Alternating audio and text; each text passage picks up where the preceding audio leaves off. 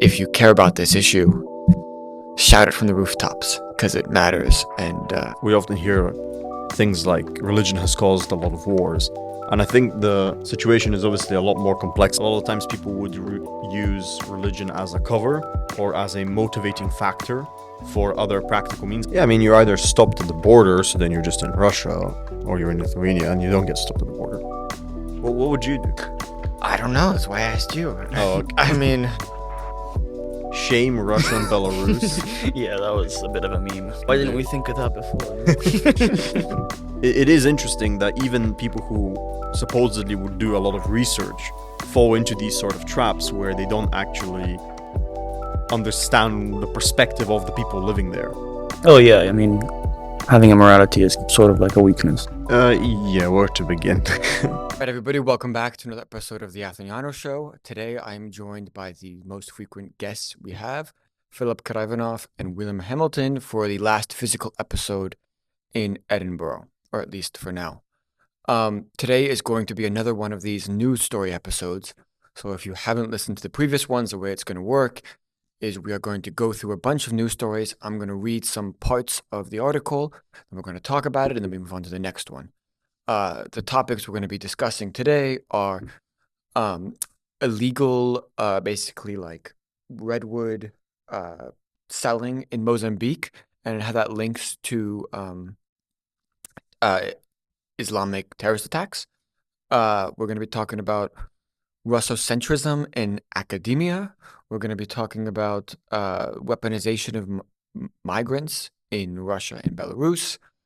We are going to be talking about a Ukrainian new mobilization law.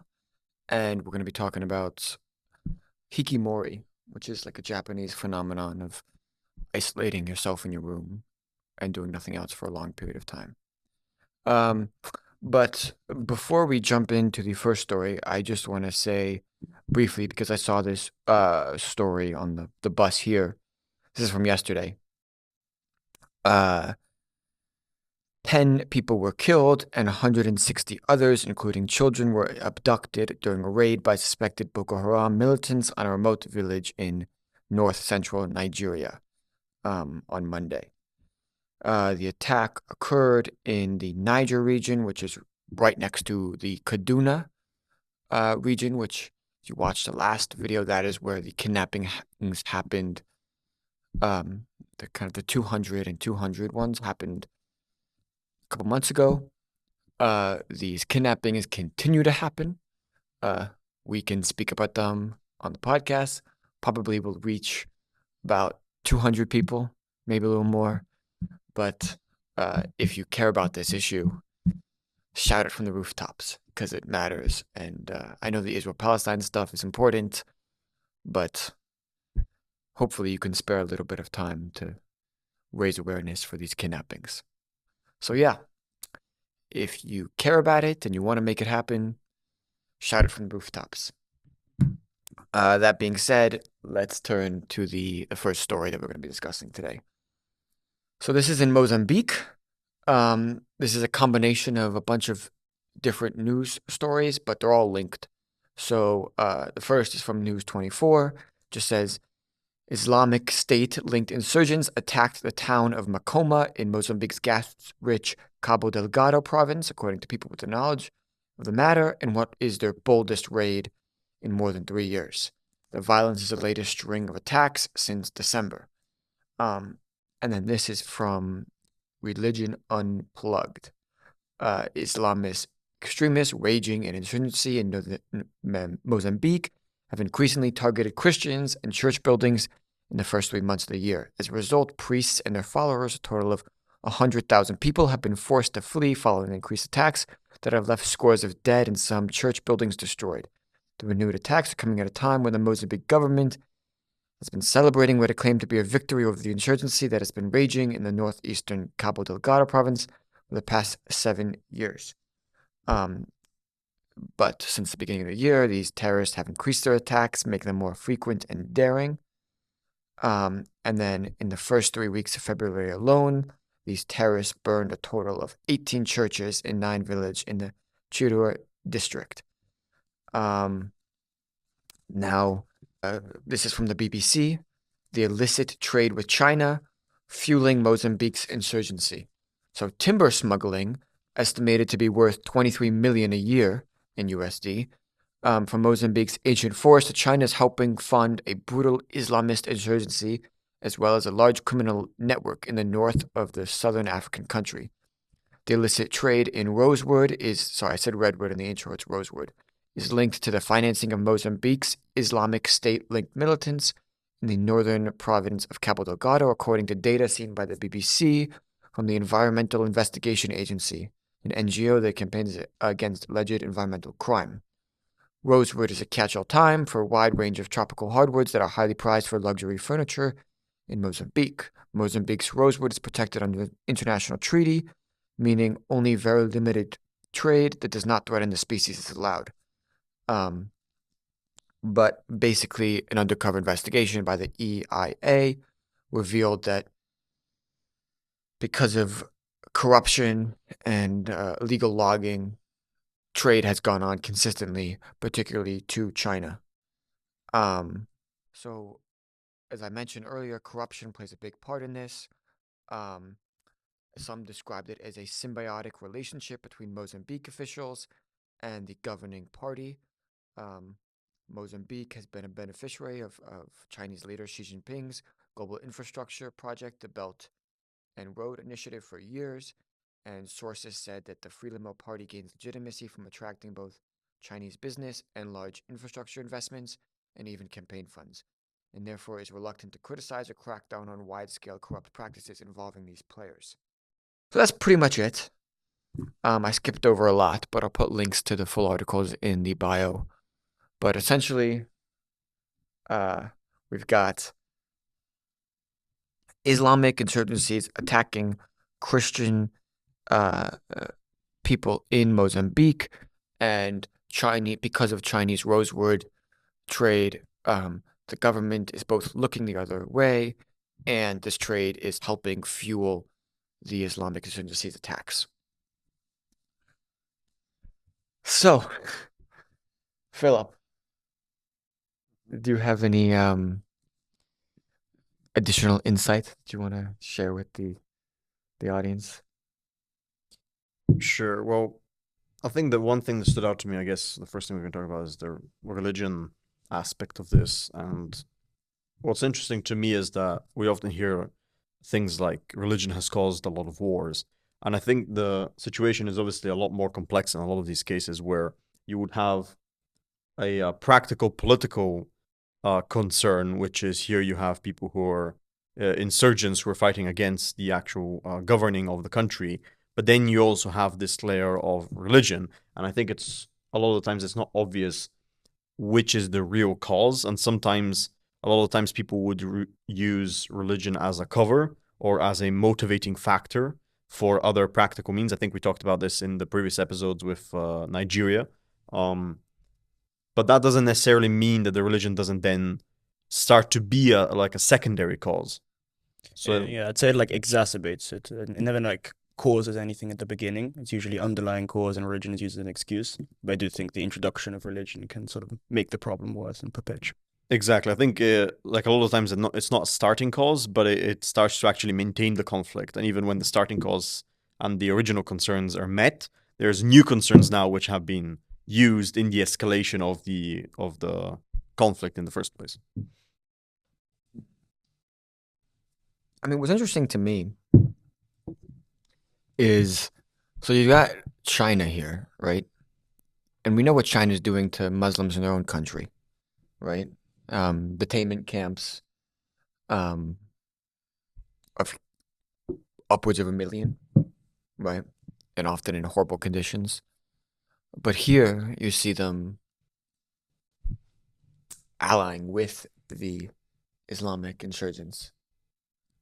Well, so first, the thing I'm not quite clear on in this story is how much is the Chinese government responsible for the rosewood trade as well. So I feel like I understand they're turning like one eye clearly to the trade because beneficial to the richer people in their society, but doesn't directly come from the Chinese government, does it? It's private individuals who are wanting to use for the furniture. Well, my understanding is that the Chinese government has a pretty large presence in Mozambique. Mm. They mentioned the what was it, the Belt and Road Belt Initiative. and Road Yeah, Initiative that Mozambique is benefiting from a lot, and they mentioned how the local officials in Mozambique and the government's ruling party is wants to continue to have Chinese investment in the country, so they're purposely kind of turning a blind eye to the redwood trade. the redwood trade. Rosewood. Rosewood, I keep saying redwood, but it's rosewood.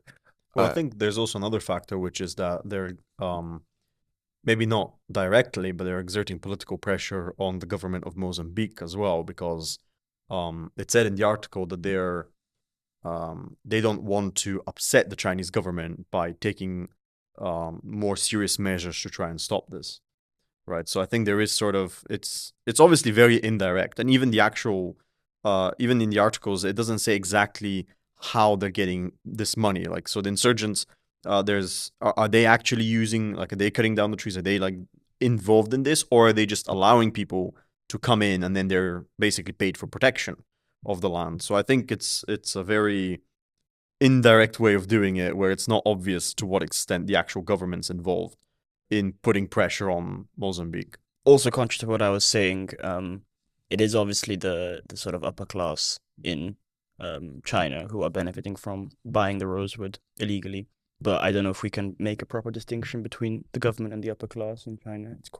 Gets quite blurry, in terms of plutocracy and all that. So, Meaning, generally, the upper class in China tend to be government, buddy-buddy yeah, with the government. pretty much. There's a very strong marriage between corporation and state.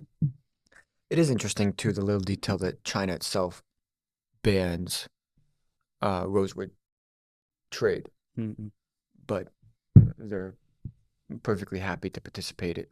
Well, to me, what's clear is you're right. Even if it's not the Chinese government that is directly participating in this rosewood trade, to me, it's I'm probably 95% sure that they're aware of it's happening Yeah.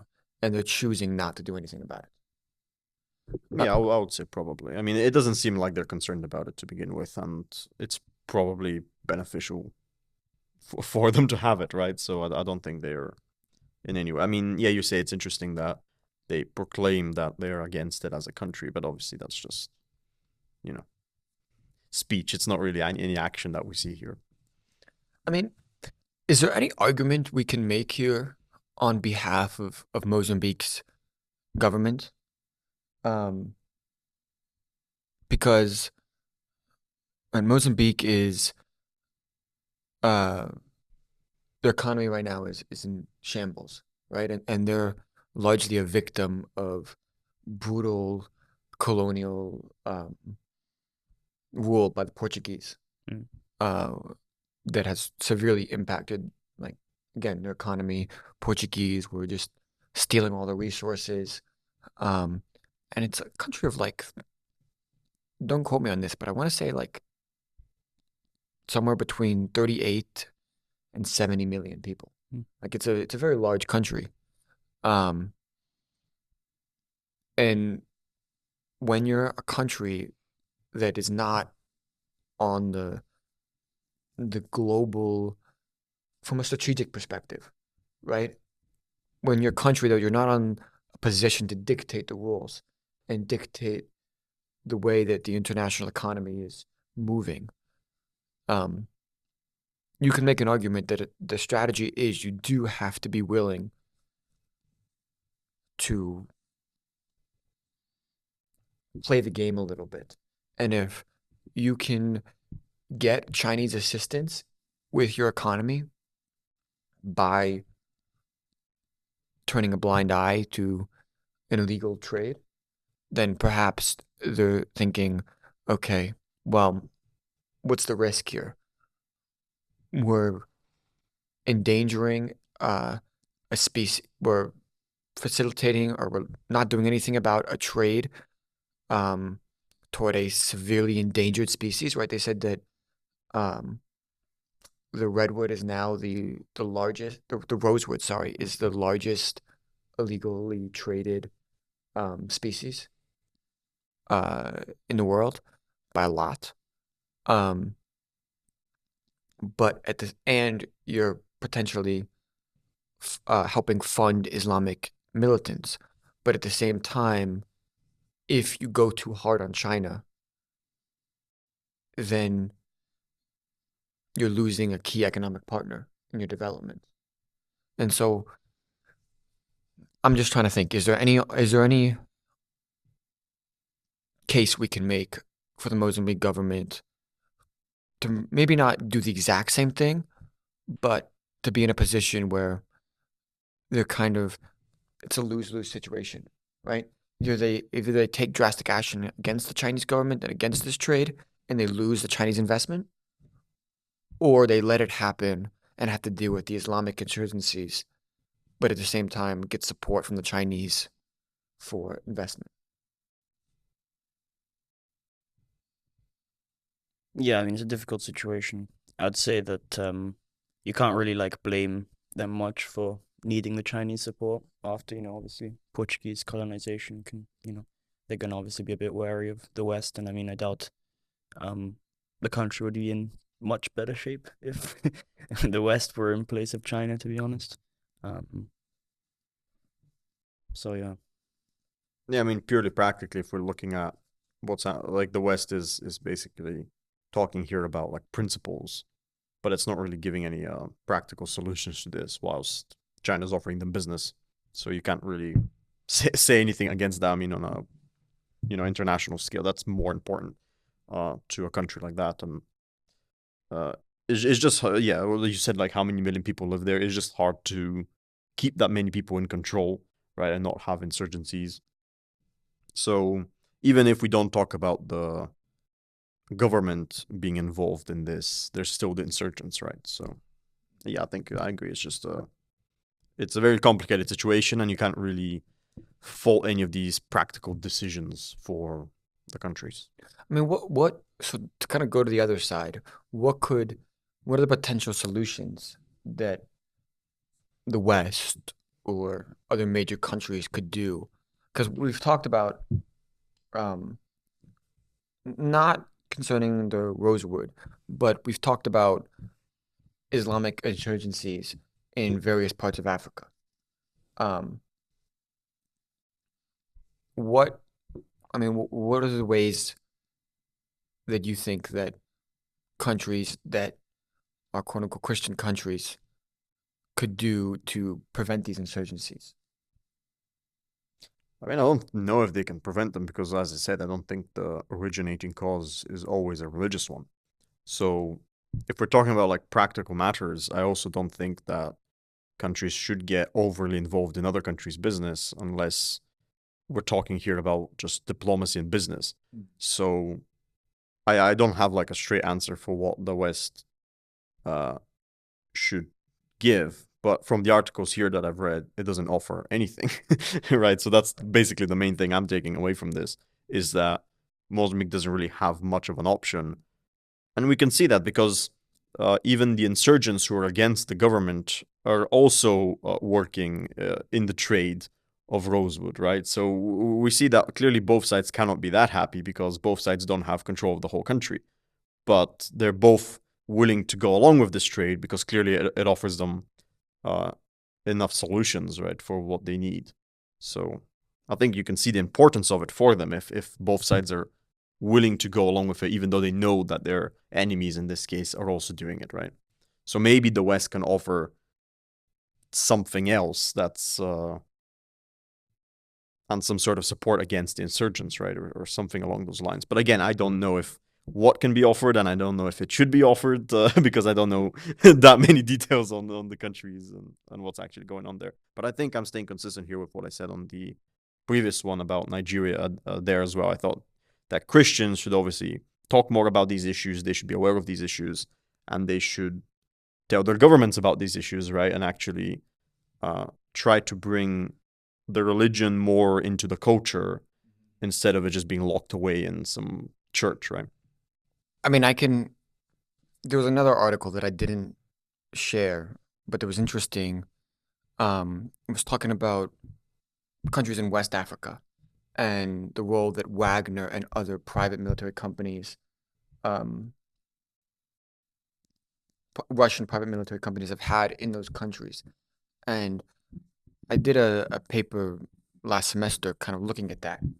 And if you look at most of the surveys within those countries, a lot of those people actually have very positive opinions of those private military companies for the sole reason that they are offering a level of security against um, these insurgents, these terrorist organizations, uh, basically helping halt the violence against the civilians. So, do either of you guys think that something similar to that could be a solution? Um, Maybe not necessarily Russian private military companies, but is there a role for private military companies in general to play in helping um, halt these insurgencies? Potentially. I mean, the track record for private military companies and doing stuff isn't great, but I mean, who else are you gonna bring in? The UN peacekeepers, you know?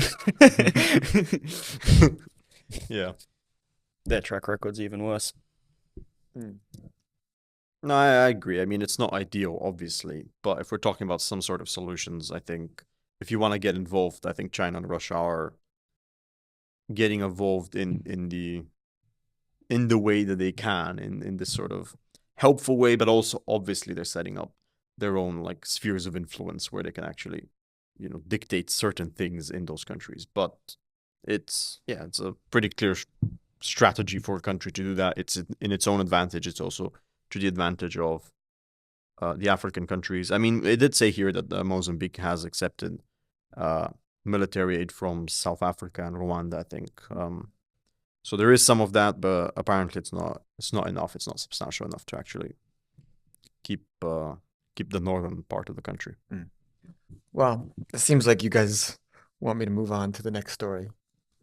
So why don't we do that? Unless, do you have anything else to say about this one? No. No? We're good, we're good. Okay. Um, all right, this is from irregularwarfare.org. People as weapon system. Moscow and Minsk continued attempts to weaponize migration. Weaponized migration, the orchestration or threat and orchestration of sudden influx of refugees by a hostile government to another country for coercive purposes, continues to make appearances as the latest preferred instrument in the modern autocrat's toolkit. Using what was once a favorite strategy of leaders such as Cuba's Fidel Castro, Russia and Belarusian leaders have been accused in recent years of employing this irregular approach as a way to distract Western governments from other malign behavior by instigating political turmoil, forcing spending, and driving the reallocation of military forces to augment border security in Nordic and Eastern European states.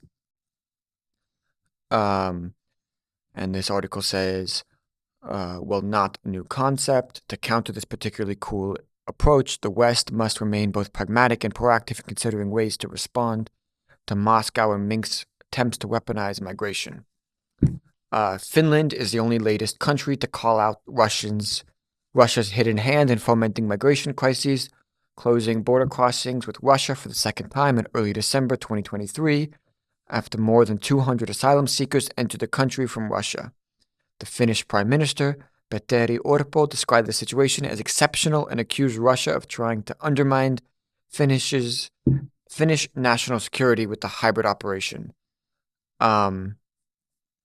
Officials in NATO have stated that Russian officials were likely heavily involved in the transport operation that brought migrants from places like Kenya, Syria, and Yemen to the Russo-Finnish border this winter, providing necessary transportation, equipment, and assistance at the border. Specifically, Russia has been accused of paving the way for migrants along its border with Finland by abandoning visa checks in the border zone and providing bicycles, which allow migrants to skirt laws that criminalize approaching Russian border posts on foot. Russia is not the only country weaponizing migrants, as evidenced by the Belarusian president Alexander Lukashenko's behavior since late 2021. By December of that year, at least 8,000 migrants had crossed the Belarusian border into migrant centers in Poland, Latvia, and Lithuania. The pressure exerted by Lukashenko was likely acting in retaliation against EU sanctions because of the treatment of its opponents. Well, morally repugnant, weaponized migration is nevertheless seen as an effective approach by the government to employ it because it necessitates a response from the targeted state. Blah, blah, blah. Okay. It's had severe economic impact. For example, the short-term and near-term financial costs of addressing organized migrant influxes have been significant for the Baltic states. Lithuania alone sought 120 million euros in damages from Belarus in early 2023 to replenish money spent on border infrastructure, including a new barbed wire fence. Further south, the Poland-Belarus border wall reportedly cost Warsaw 353 million euros. Using migrants is thus a low-cost way for national leaders who regard for human life is famously absent to indirectly impose costs on other governments. Okay.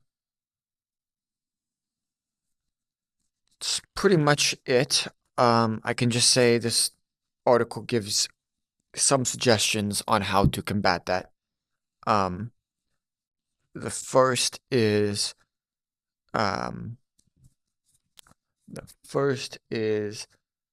all states impacted by this tactic, from Finland to Poland, should name and shame Russia and Belarus as to discourage this practice from becoming an accepted norm and potentially deter its further use. I don't know how effective naming I and was shame. thinking exactly.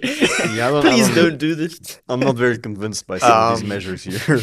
And the second is Baltic and Nordic states as well as Poland could also shape mill-to-mill engagements with other unaffected NATO allies to increase multinational training with border guards, potentially sharing best practices regarding border security.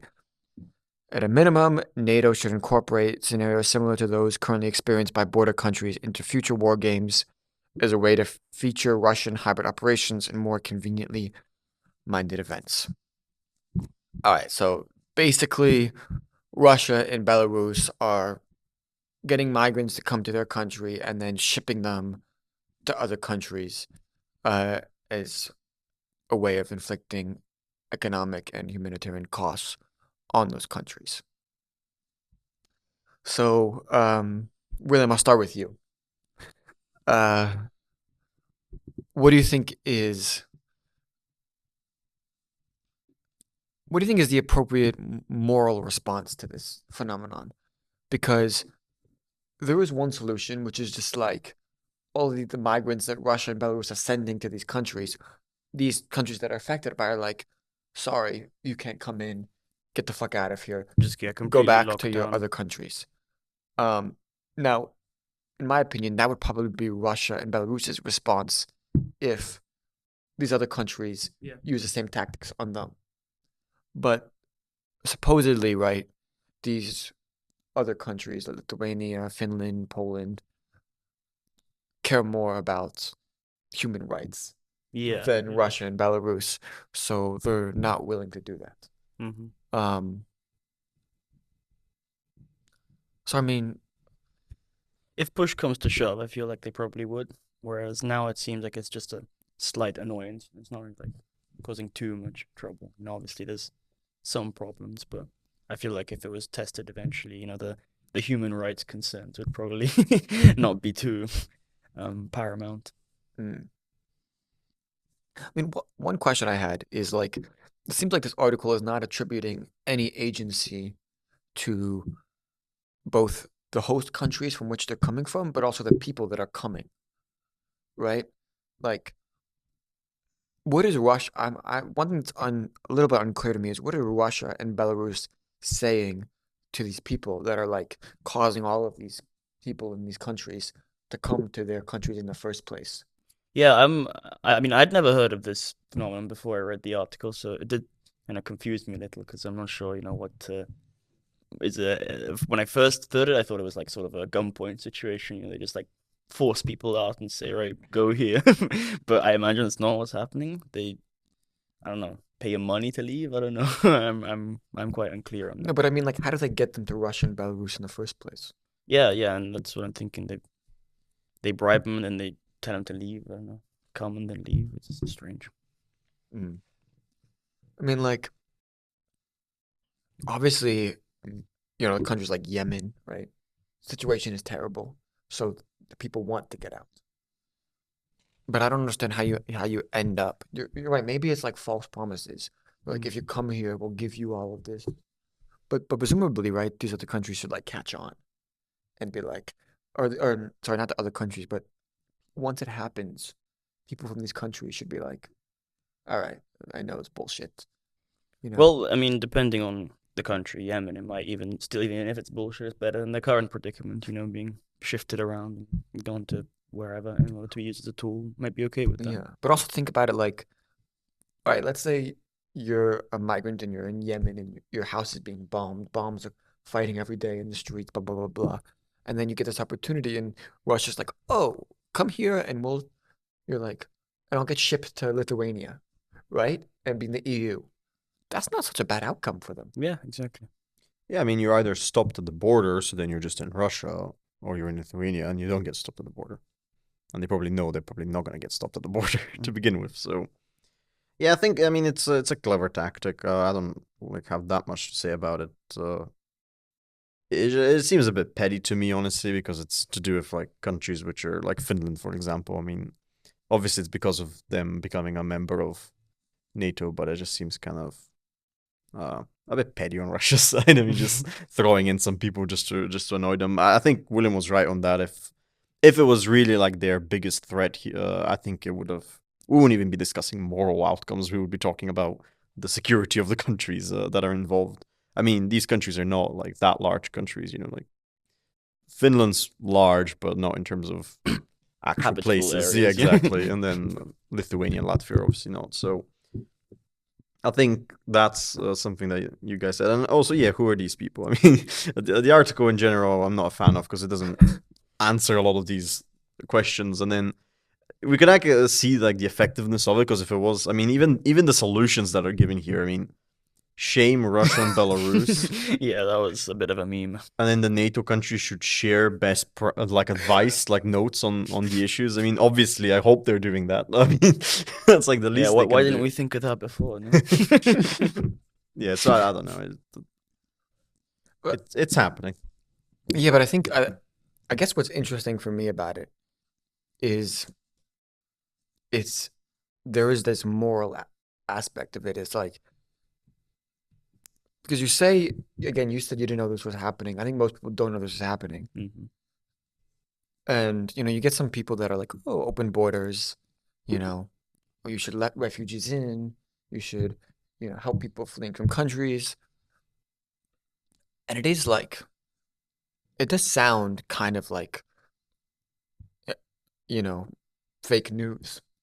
A little bit. A little bit, a little A bit. little. Seriously, some conspiracy. Like, yeah, They're like, taking people and shunting them into um, Yeah, I think also another thing is that when this strategy is being used to actually get something from other countries, sometimes it is used in that way. I think you mentioned like holding a gun to, well, you were talking about the people, but sometimes they do this where like they would pile on a bunch of refugees in a country and then they would say, if you don't do this, then I'm gonna like let all of them in, right? And you don't have a choice but to accept them because there's too many. You can't control the flow. So I've seen it and I've heard about it being used like that when it's more serious. But again, here it's not used like that. It seems to me like it's just um a measure to have some sort of retaliation.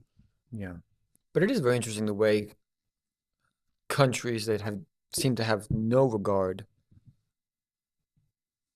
All right, well, this is a tricky subject, and it's hard to talk about like in a way that's objective. But if we accept that Russia and Belarus have no regard for human rights, and that these other countries do, obviously the binary is not so, but let's just, for sake of argument, let's say it's that.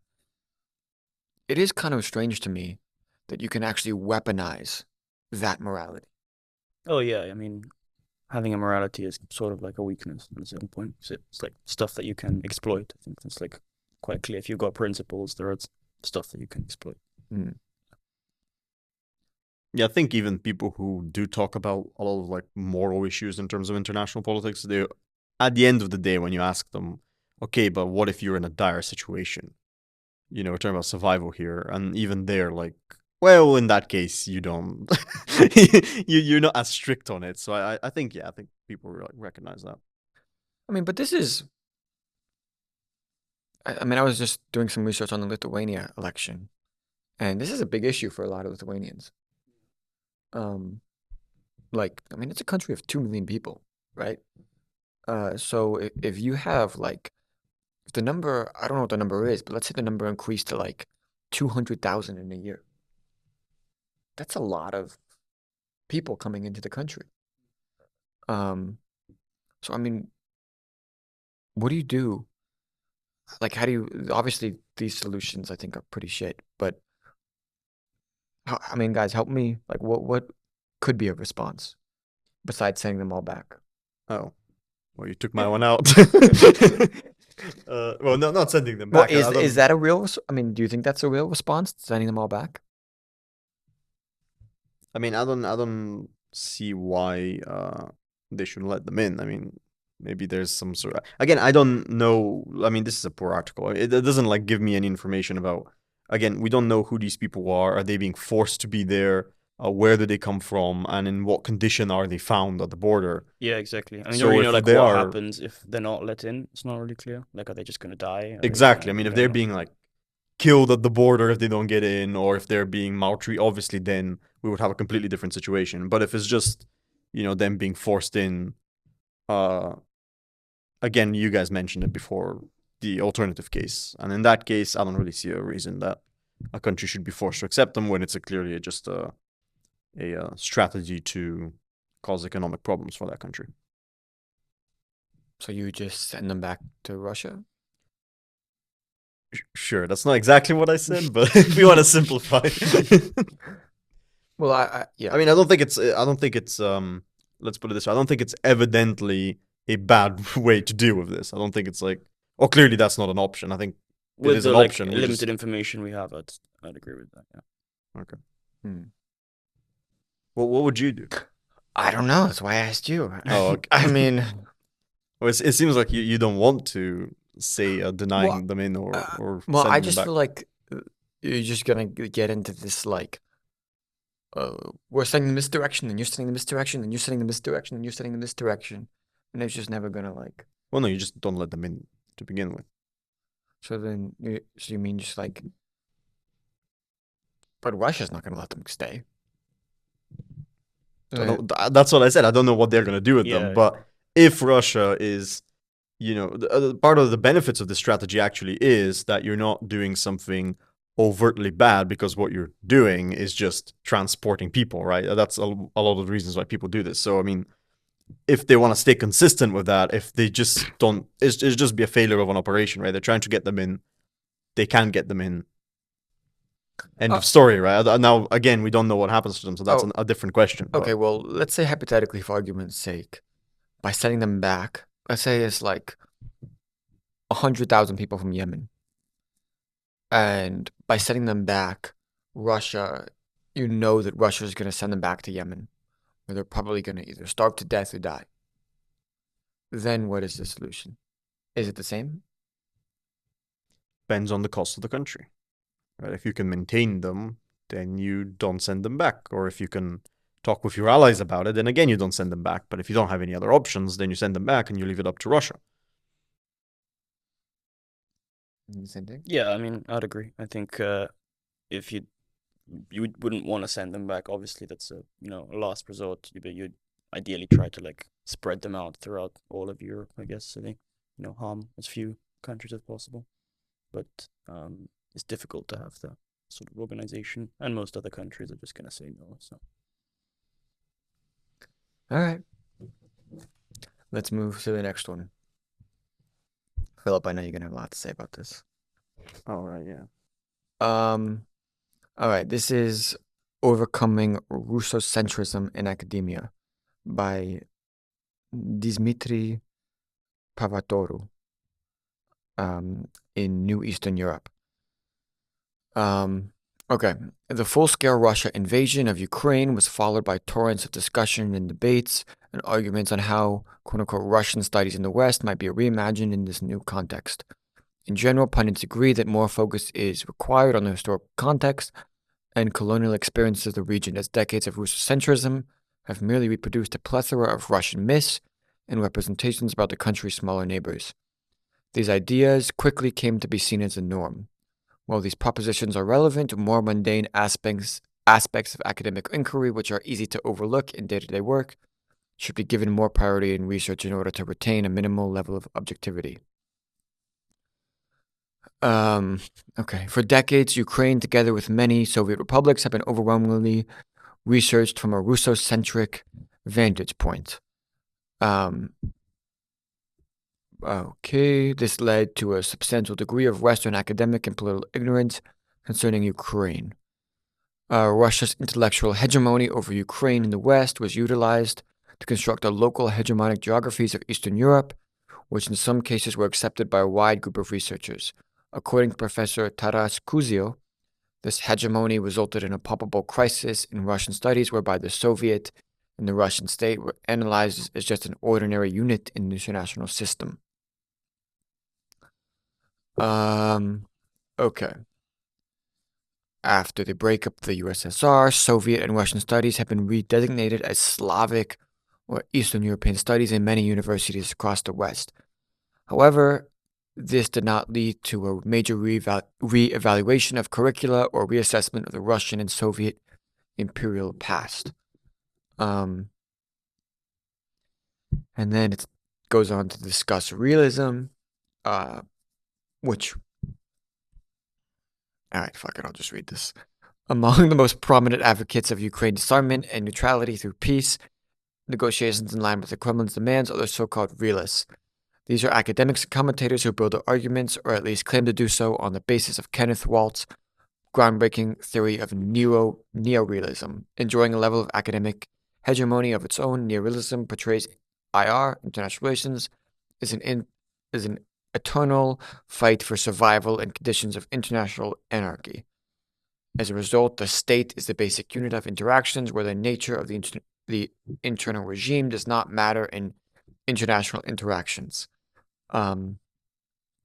Neorealism attempts to approach knowledge production in the same way as the natural sciences, via observation, evidence collection, and the construction of theories that are then tested to arrive at conclusions deemed to have a universal character. Aimed at elegance and simplicity, the theory, as Waltz himself stated on several occasions, is not a theory of foreign policy. Some of the most prominent neorealist arguments in favor of accommodation concerning Russia's demands in reality are banned in the most crucial conventions of this theory.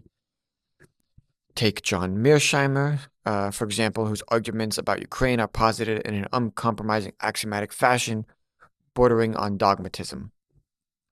In 2014, Mearsheimer famously blamed the West for its liberal delusions in allegedly attempting to draw Ukraine into the EU and NATO.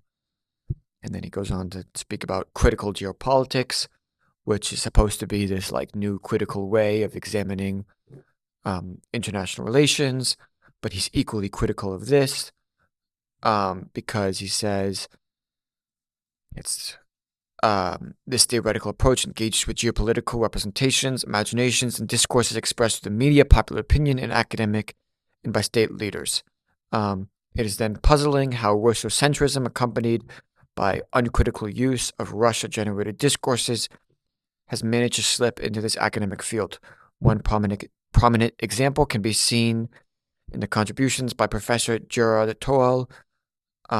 His 2017 book on the causes of the wars in Georgia and Ukraine is based on official Russian translations of the Kremlin messages with the aim of investigating Russia's geopolitical culture and the reasons behind its expansionism.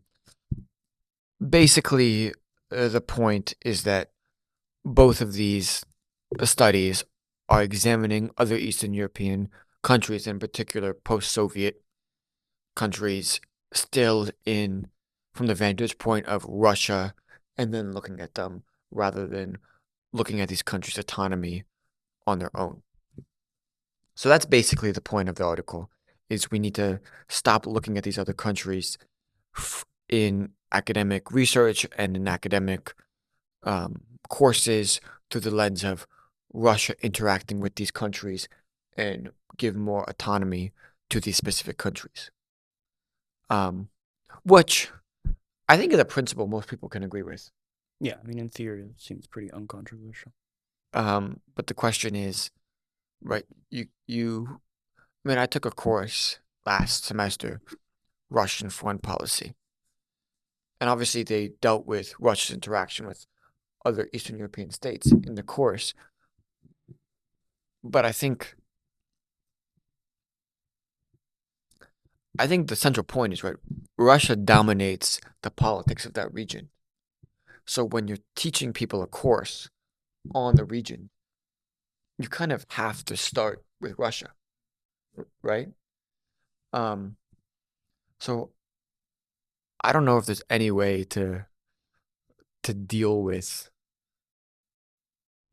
like, would you, in your opinion, and in your opinion, Philip, would you be doing a disservice um, by saying, okay, we're going to start with like Belarus as a central point and then examine everybody else in the region based on Belarus? Well, yeah, it wouldn't make much sense with Belarus because, it's if you're gonna examine it in terms of All right, someone, it's whatever. obviously Kazakhstan, Ukraine. yeah, yeah. Well, I don't know if you would. Yeah, I think you can't discuss like sort of that region without it would be sort of like trying to discuss, I don't know, the history of India without talking about like British colonial rule. I mean, it's so central to what happened, and I mean, I guess maybe they want to think about it through the lens of the um colonized country instead. But I mean, I think that already happens a decent amount. I don't know exactly how the situation is with the Russia ones, but yeah. Yeah, where to begin? I guess, yeah, if you're asking about countries in general, they don't really give any specific academic uh ideas here, so I don't quite know because I haven't studied like Russian studies or Eastern European studies at the university, so I don't know exactly what that experience is like. But yeah, I can agree in a general principle if you want to study the history of Eastern Europe or you want to understand the self consciousness of the peoples of Eastern Europe. Obviously, you cannot just talk about Russia because it's not only the Russian people there, it's not only the Russian nation there. Um, and also the history obviously doesn't involve only Russia.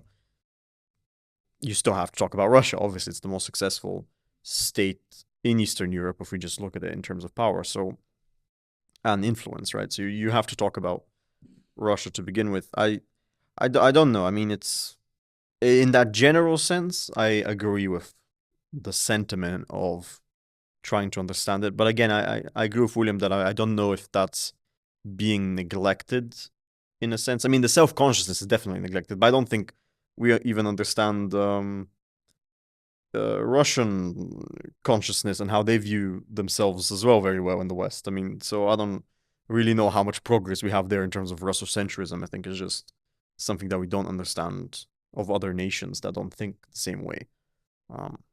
So that's one thing. As far as historical things, I think that's an obvious point. So yeah, I don't know. I guess later on it gets to talk about realism and actual academic positions where supposedly there's this Russocentrism. But in terms of the general point that he starts off with, yeah, I think I agree with that. Hmm. So is that it?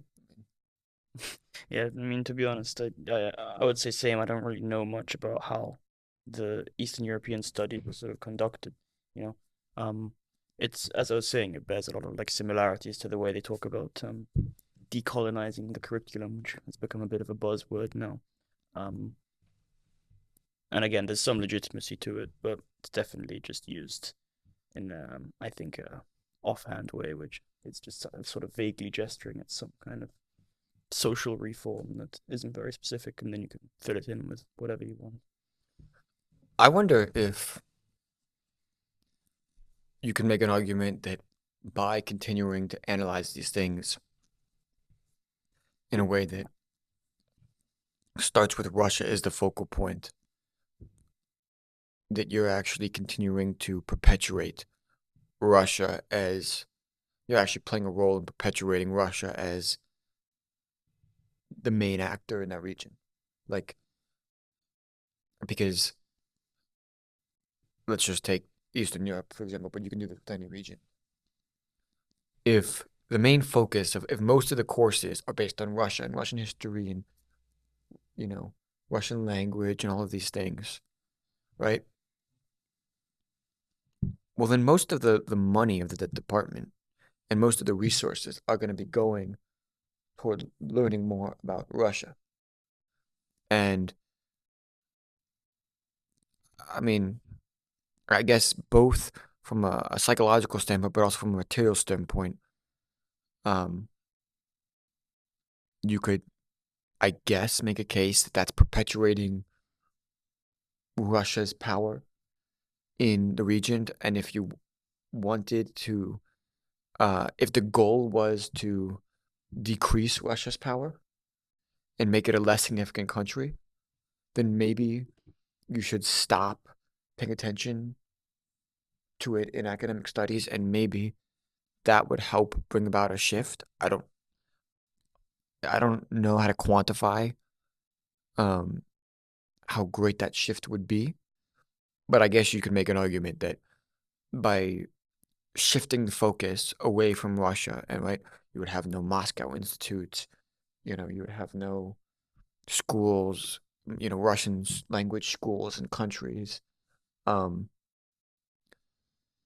you maybe do no abroad programs with Russia, and you instead start to have all these programs and all of these things in Ukraine and in Lithuania and in Kazakhstan or whatever, then maybe you start to grow those countries' industries and those economies, and they become more powerful, and then de facto that weakens Russia's power. I don't know if that's a real argument you could make. I mean, I think there's a danger with it though, because we're talking about academia, so I think the main goal here should be education instead of weakening a certain country's influence. So I would be worried if my professors are doing what they're doing because they want to weaken the great power of Russia, right? I don't think that's their goal. But if we are talking about education, again, as I said, I agree that we can talk about other countries in the area, especially if we're talking about history, because with history, the landscape changes a lot. So if you begin, in the medieval ages and go from there, or even ancient times, right? I mean, Russia's not the same state. There's other powerful states at that time from other countries. So you get to learn how they were formed and how their interactions with Russia affect them nowadays, because obviously things change in history. But, if we're talking about geopolitics, which I think the article also mentions, I mean, there you kind of have to talk about Russia, right? That's kind of like talking about, I don't know, Asian geopolitics and focusing on Thailand or Vietnam or Nepal or something without talking about India and China, right? Or saying we shouldn't focus on them too much. It's yes, but the situation, the reality just is that their actions affect the world much more at this point in time, right? So if you're talking about geopolitical thinking, I don't think how you can neglect those or not focusing on them as much. I just don't see that as feasible. Yeah, I guess I think I would say this article would have more legitimacy if it was talking more about um discussions, and it was more focused on maybe media attention and um the way that stories from other countries are given space in the news, and um the things that people are kind of pushed to care about, right? You don't ever hear, you would never see a CNN headline about Latvia or about um, Tajikistan, right? Unless Russia invaded one of those countries. Yeah, I was about to say maybe it's good we don't get headlines for them because, the countries we are talking about right now are maybe not countries that want to be in the newspapers to begin with. No, but you know what I mean? Like, just if you go on YouTube, right, and you're looking at your feed and you're just like Eastern Europe, right? I mean, even this newspaper, New Eastern Europe, which is supposed to be a, a news organization dedicated to the politics of Eastern Europe. I'd say about 75% of the headlines were about Russia. And even the ones that were about like Georgia and Armenia were just about how those countries are becoming closer to Russia. Um, so I do wonder, I think it is legitimate to make the case that like the internal affairs and the history of other countries are not getting enough attention. Now, I don't know if that's because people don't care about that. Like maybe it's that people don't give a shit about, Ukrainian history or Latvian history or Lithuanian history. They just like they literally give zero shits. Um, and that's why they're not doing it, or it's they don't give any shits because the groundwork from the bottom up hasn't paid any attention to it. So their mindset of thinking about the world and global politics um, is geared toward is kind of programmed to wanting to pay attention to the major powers, Russia, China, India, the US, um, but not these smaller countries. Yeah, I mean that makes sense. I think the media component is much more relevant and also much more something that you can actually change and talk about without it sounding a little bit silly, like as you were saying with academia. It's like choosing our academia or what we teach in order to influence geopolitics. That's a little Yeah. strange. Well, I think even with the Ukraine war, I mean, we saw that people didn't know anything about Ukraine before the Ukraine war. I mean, a lot of people didn't even know where it's on the map. Now people know cities, right? They know some history. So They didn't know it was a separate language. right, exactly. So you see these sorts of things, uh, but again, it's this thing where how much is it a problem? I mean, obviously, we would like everybody to know more about the world in general, but it's just the way we're structured, right? We have a limited set of things that we can know, and I mean, again, like we're talking about Eastern Europe here. I mean, because it's close to us, right? So in terms of like politics, maybe you should know something about it. But for example, if we say, "What do you know about Nepal or something," right, or Bhutan, like people are like, "What?" right? So it's again, you could make the same argument there about well, it's just India and China. Like, why are we not talking about these smaller nations? And I think you're actually doing a lot to counter this because of those videos that you have about the elections. Right, I thought those were quite interesting because it was like, oh, there's actual like political movements and ideas growing in other countries that I didn't, I'm not keeping track of, obviously. Mm. Yeah, you're doing your part. Well done. But you made an interesting remark about like there's no ethical harm we're doing by not talking about these countries. Yeah, I don't think there's like a Do direct you agree ethical. with that? Yeah, I wouldn't say there's any ethical harm being done. I mean, like, all right, let's take Bulgaria. I'm not gonna say anything about the politics of Bulgaria. I'm just Well, I was about to say maybe you want to use a different example if you want me to be objective about what I say. well, that's the point. I don't want you to be objective about Oh, it. okay. Like, would you feel better if more outlets in Western Europe and were talking about the situation in Bulgaria and were raising awareness to things that were happening in Bulgarian in like life, culture, if more people were knowledgeable about Bulgarian history, literature, etc. I mean, again, I don't think I understand why they're not.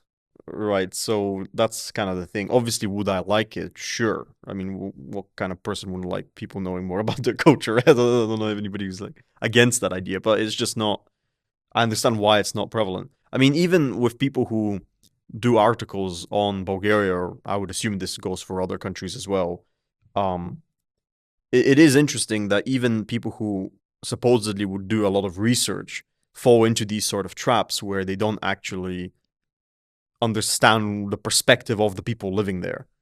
So even if people like that, have this, what was it called in the article, like Orientalism, right? This perspective, Western perspective, and there's journalists whose job it is to actually go there and research it.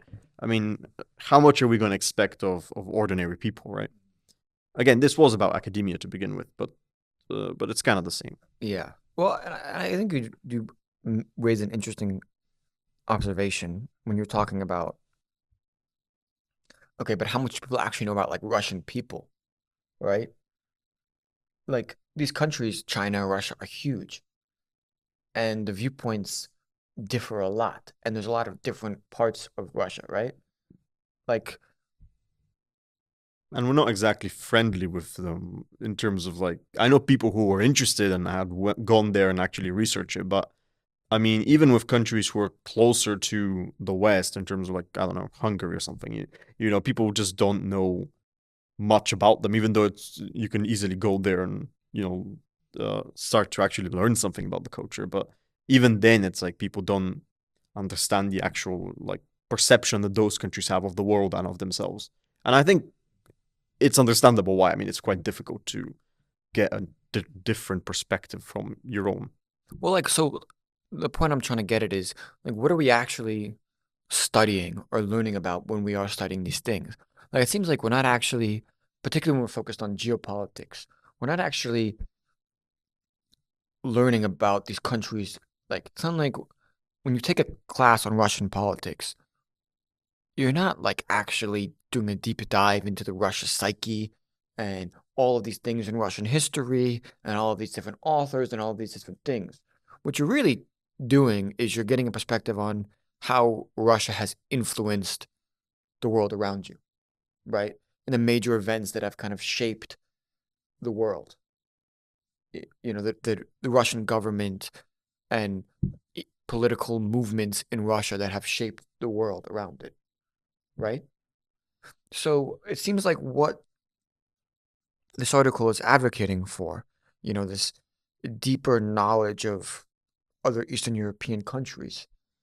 Um, you can make the same argument for Russia and China because the energy is not necessarily going into understanding everything about these countries. It's just about how do these countries affect the world? Uh, In other words, how do they affect us? how do they affect us? Exactly. Yeah, yeah. Yeah. Like our friend Anshin, as evidenced by the last podcast, right?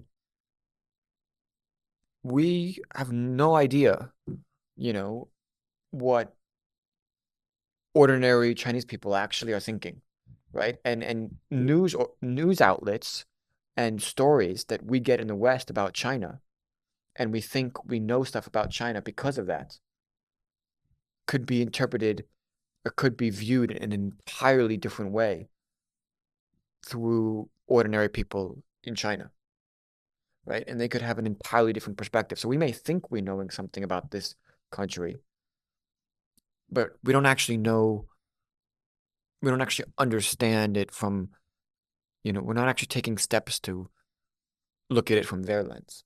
Yeah, within their perspective. Yeah, exactly. And I think basically the article touches on a much more major issue that it doesn't like ever explore, right? I mean, I think it starts off that way, but then it goes into another area which we'll discuss probably soon. But this idea that you're talking about and that I think we're all talking about, like understanding actually the self-consciousness and the understanding that the people in those countries have.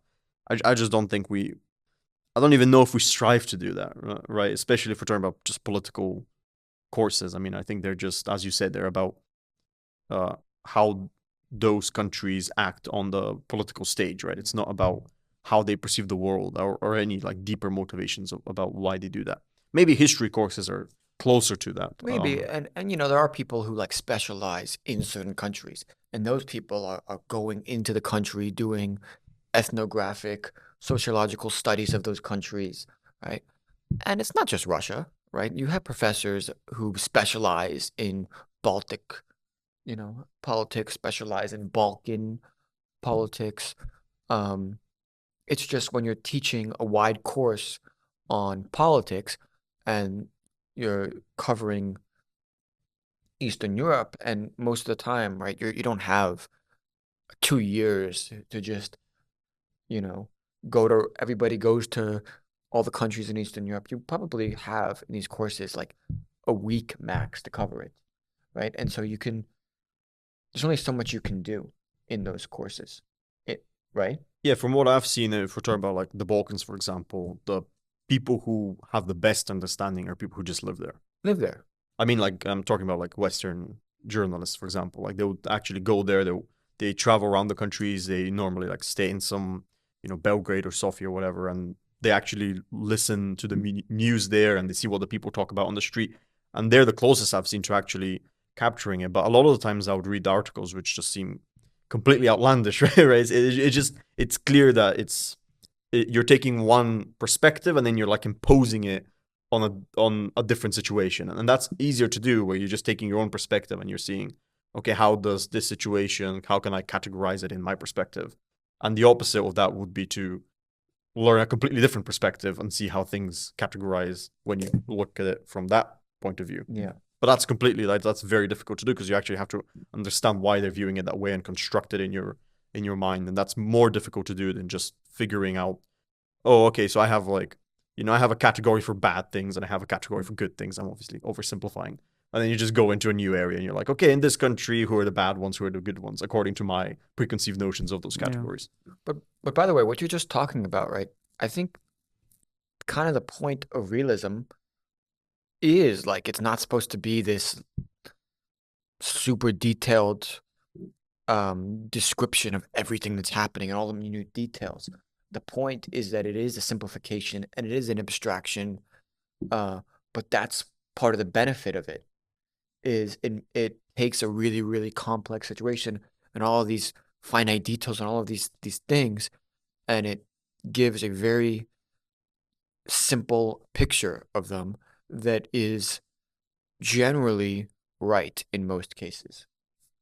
Yeah, so I would say the only thing I agree with this article about in terms of the realism issue is that it characterizes it as a type of natural science where the idea is that you're analyzing human nature. Yeah. So, yeah, you wanna? It's a bit confusing sometimes because it's supposed to be a descriptive theory of like how states actually act, and then it mentioned it's on a foreign policy. To go from the sort of descriptive to the normative, you need like a bit more of a push, and I feel like Mearsheimer takes it to a normative. Normative, yeah. So I would say that, I mean, if I had to describe myself in a way, I'll probably say I'm a realist in terms of the like actual international politics side of it. We have to say though that there's multiple types of realism. Exactly. So that I was about to say, like, when I say really, I've got my own, just the way I view things, and then I'm just calling that realist because it seems to match a lot of this stuff. And in terms of like what you mentioned about normativity, that is an interesting thing because I think there is obviously a normative component to realism, which is, I mean, at base, it's the survival of the state matters the most. I mean, I think that's a normative component of realism. I don't see how you can say it's just descriptive because unless again, you can always try to characterize it that way, but I think in the end it is normative. So I agree with that. It's not a completely descriptive theory. But I think the criticisms here, I mean, how many were there? There was like a couple of criticisms to do with, the black box idea. Like for example, like countries being a black box where you're not supposed to talk about their internal affairs. I mean, the way I view it is that the internal affairs do matter in terms of external affairs. I don't think the opposite conclusion would be very reasonable. I mean, that would be equivalent to saying what happened inside of Germany when it became Nazi Germany, right, is irrelevant to the international policies of Germany after, that led to the Second World War, right? I mean, I think nobody says that. I think the idea of the black box and what it's trying to do is to say that whatever ideology you have, whatever perspective that I was just talking about, the perspective that you have on the world, that's founded by your culture and it's contained in your country. When you're talking about international politics, that becomes a black box because that's just that country's ideology, right? It no longer plays when you're talking about the bigger game of all the countries together. So, for example, Hitler could have constructed his own, and he did, his own idea of who's, the highest power, who has the most authority, who should, he even had like a theory of race, right? Everybody knows this. But all of that, in the end of the day, is self-contained in whatever he has control over, which is Germany. And that's obviously why he wanted to control everything else. So that's, once you go into the international level, Germany is just like any other country, right? It doesn't matter what he thinks about it. That's not reality. That's until he controls everything, right? That wouldn't be reality. So that, I think that's the idea of the black box, is that your ideology, your culture, all of that is just irrelevant when we're talking about the actual like international Scale. policies, because now we're saying, okay, sure, Russia thinks that, or sorry, Germany thinks that Russia has, communism, or Britain has its own ideas, but it's like, but they all have the same resources, and in terms of like war, and they all have the same ways of exercising their power, and that's the competition that's happening on an international scale. So the ideology actually only applies internally. I think that's the idea of the black box, not that the internal doesn't affect the external at all, because obviously it does. Right. There's a difference between understanding why a certain country has the foreign policy it does, and then studying how that country's foreign policy interacts and plays a role in the international order. Exactly. Right?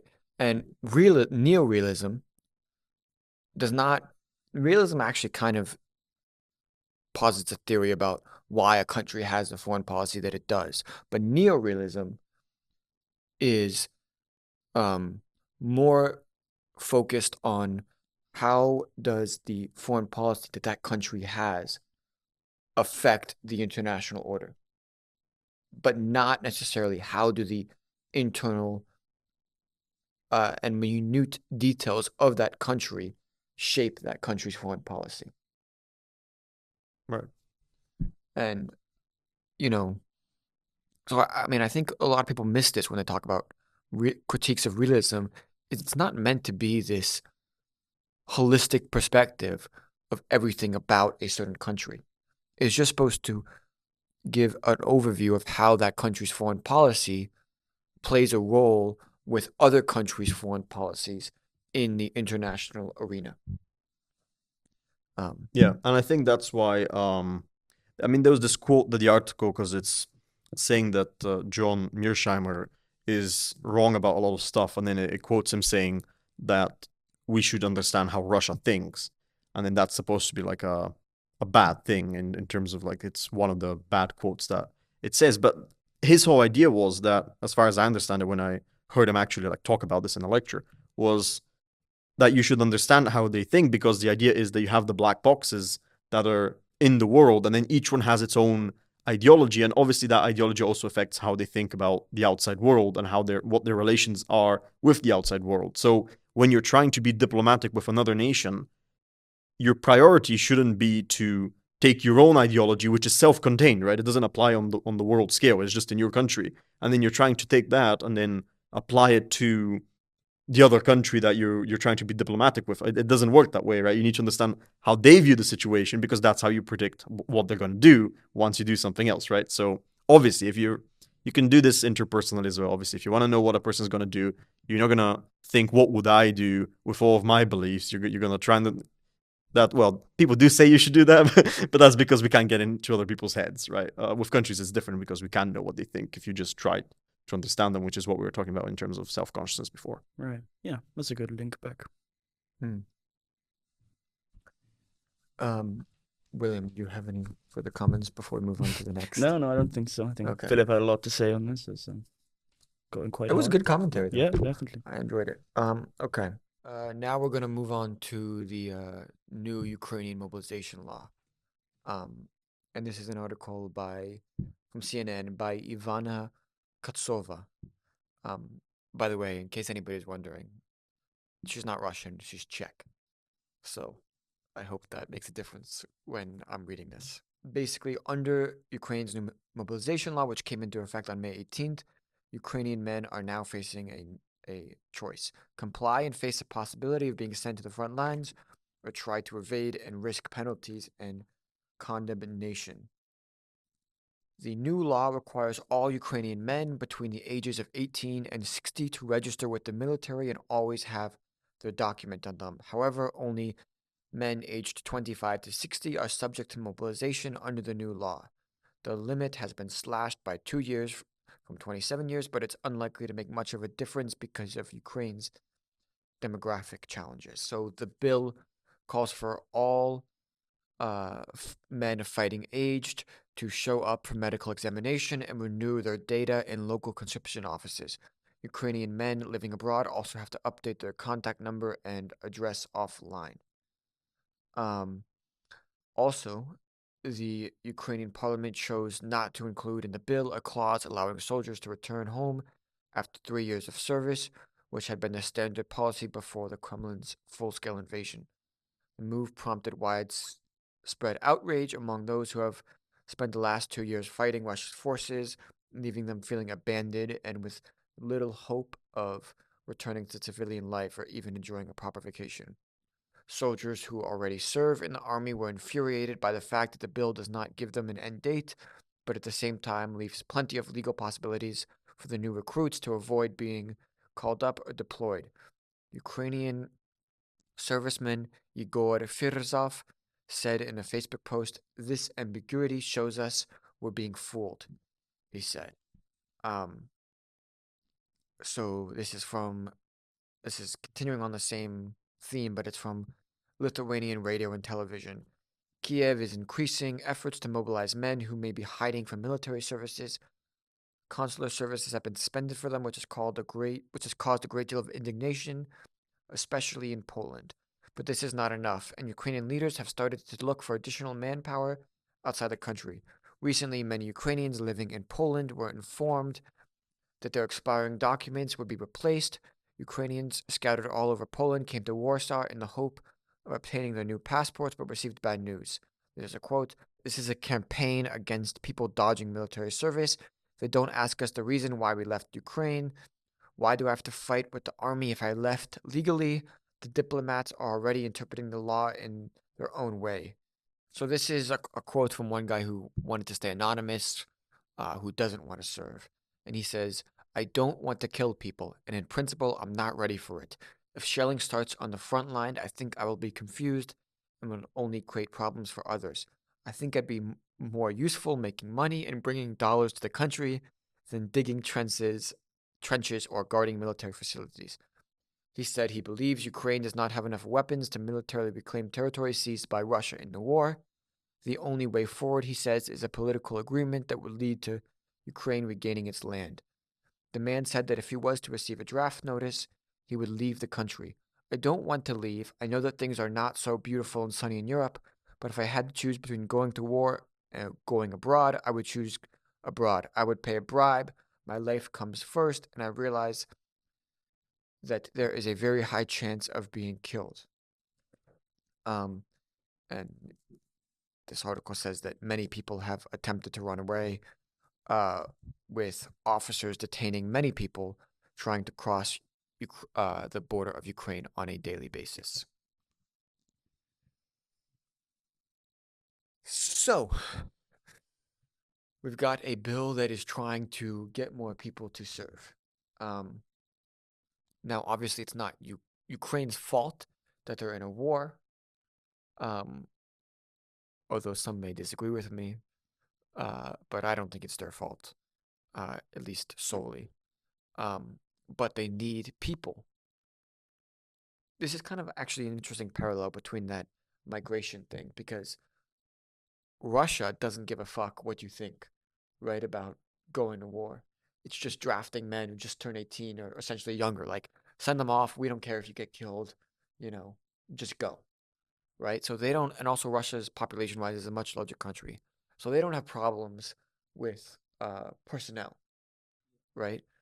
Ukraine, on the other hand, is trying to play the balance between caring about people's lives and respecting their choices, but also needing men to actually serve in the army if they're going to win the war. And it seems like, based on the article, personnel is a huge problem for them right now in the war. So they're kind of faced with dilemma. Is like this new bill seems to be imposing stricter laws on men who don't want to fight.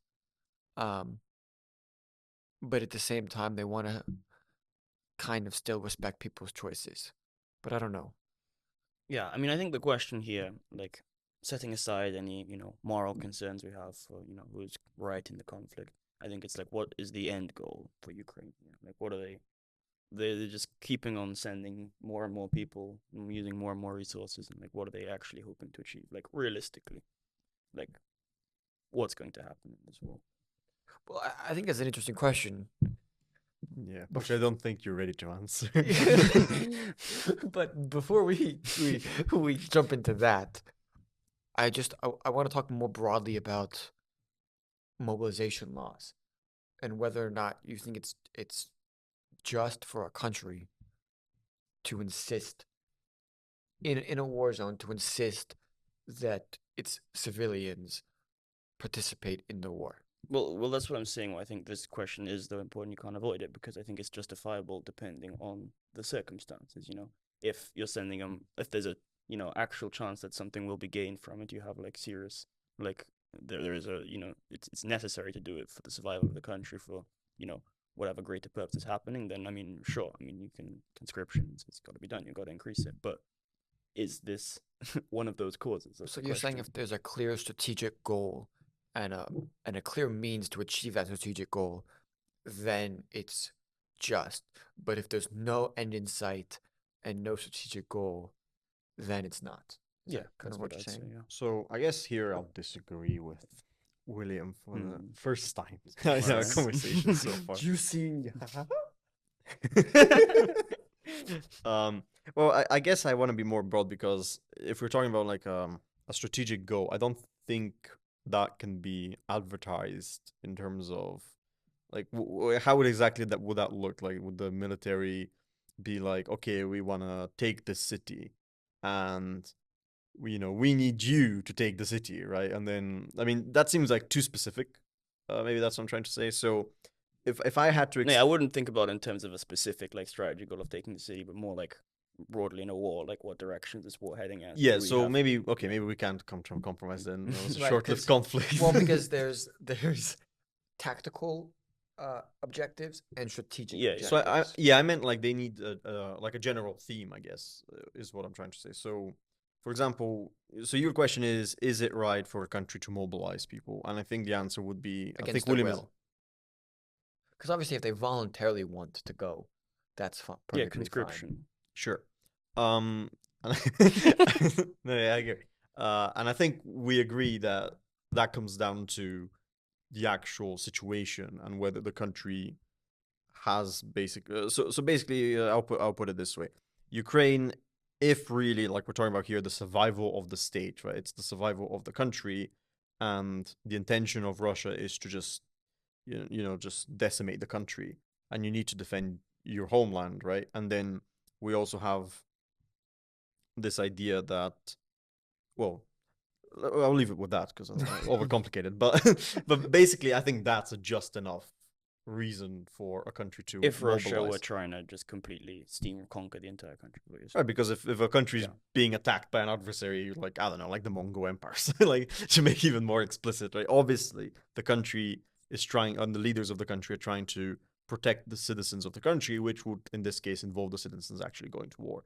Or if it's something else like a war where the country is going to war, it starts the conflict. For example, would have to have some sort of, it would be a more complicated reason, but it would be some sort of reason about why this has to occur.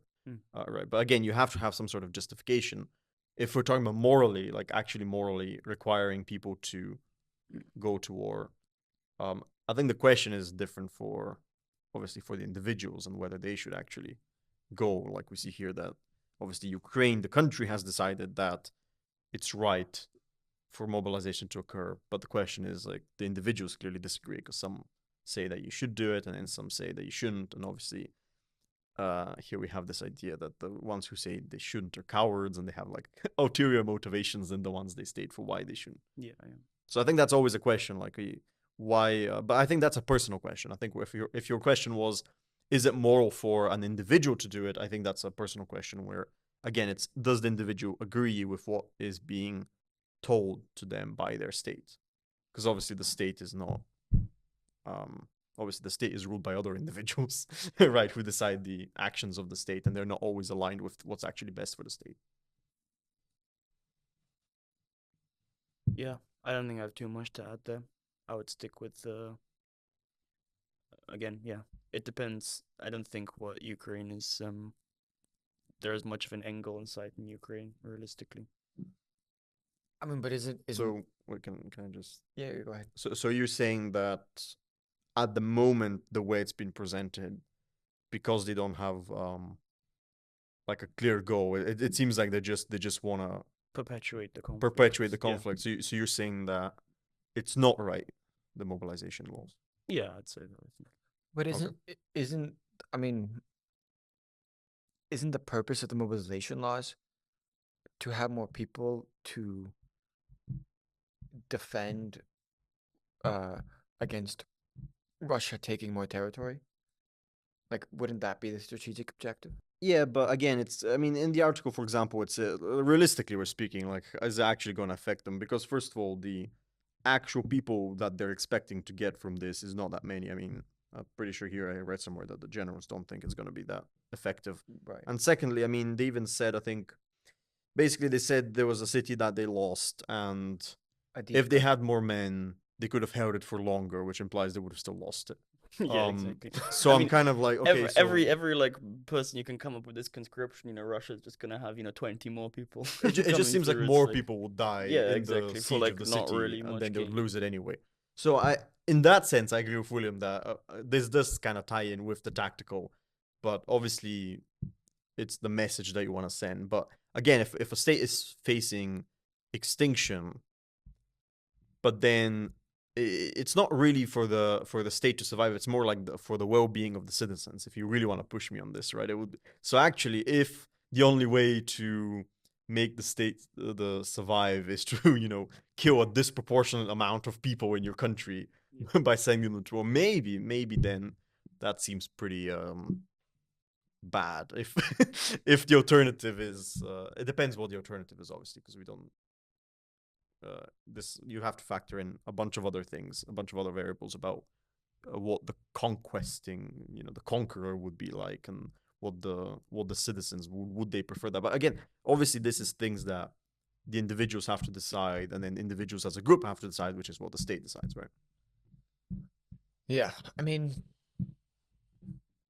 there's a lot of things that I'm thinking right now, and I don't know how many of them I'll say out loud. But shoot them out. Shoot them out. No, I guess one, right, is this obviously draft law seems to be an act of desperation on Ukraine's part, right? They don't have the men. The men that they do have out there are tired, right? That's why they haven't given any. They didn't include any laws to bring them back home or give them any rest. The ones who have already been out there, because they don't have any other choice, right? If they take away those guys and let them rest, they'll literally have nobody. So it seems like this is an act of desperation where they're just trying to get people to come. And to me, this is a sign that they're losing. They know they're losing. But they don't feel like they have any other choice, because from the Ukrainian government standpoint, to accept that they're losing and that they've essentially lost is a failure and a humiliation, right? Because I mean, for so many reasons, getting defeated by Russia and bullied by the big brother, right, is like a humiliation. Yeah, but what's more important, humiliation or So I was about to say also that I had this thought that, again, it's what's the point of this? So if the point is that with more men we can hold out for longer, okay, but we're not gonna in this scenario, and if this is the point, then the idea is that you're not going to reclaim any territory or any significant territory. It's just that you're going to hold on so you're not steamrolled, right? If that's the point of this, then maybe William would say that that's a good way of doing it. But then the idea would be that you're trying to force Russia into negotiations for peace, because you're saying to take over more would be too hard for you, right? It would be Not too worth costly. yeah. Exactly, it wouldn't be worth it. So if that's the end goal, then then we can say that maybe it's justifiable. But if you're saying, if what I think William is saying here is that, well, you can correct me if I'm putting words in your mouth, but if the goal is instead, well, no, we have this idea that we're going to push back, with more men we can actually push back against Russia significantly enough to actually reclaim more territory that we've lost, and we're not going to negotiate basically until that occurs. So it's kind of like an uncompromising position. Then the question is, how realistic is it, given that the whole argument for there to be mobilization in the first place is that Ukraine is severely outnumbered and not the forerunner in the conflict, right? So it's kind of like you're kind of backtracking when you try to make that second scenario more feasible, because now you're going to have to say, well, actually, it wasn't as bad as we thought when we wanted the mobilization to occur.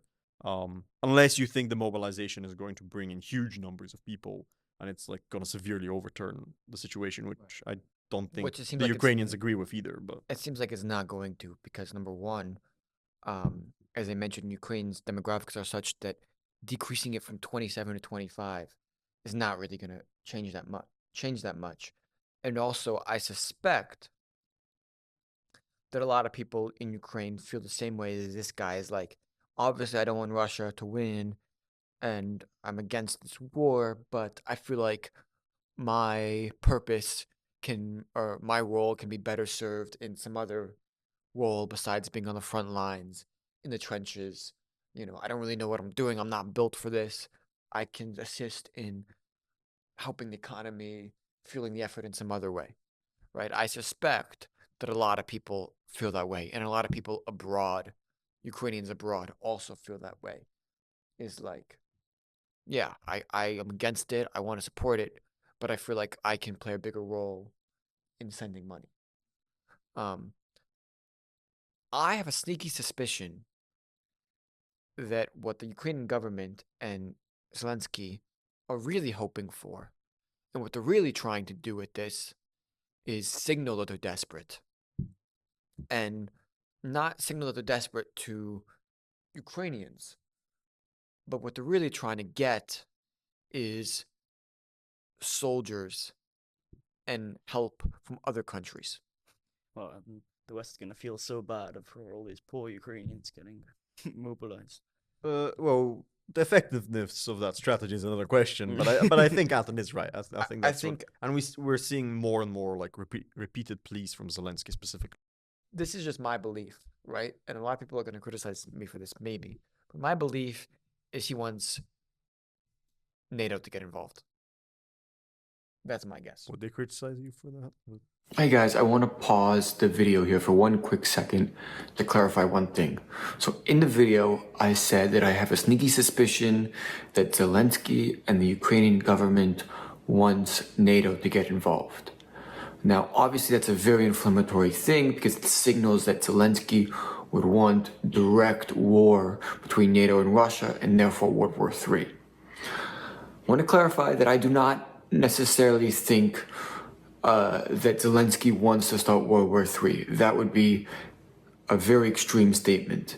However, I do believe and know to a certain extent that Zelensky wants stronger support from NATO countries, particularly the US. So the point I was trying to get across is that he's using this mobilization law to try to get more US support.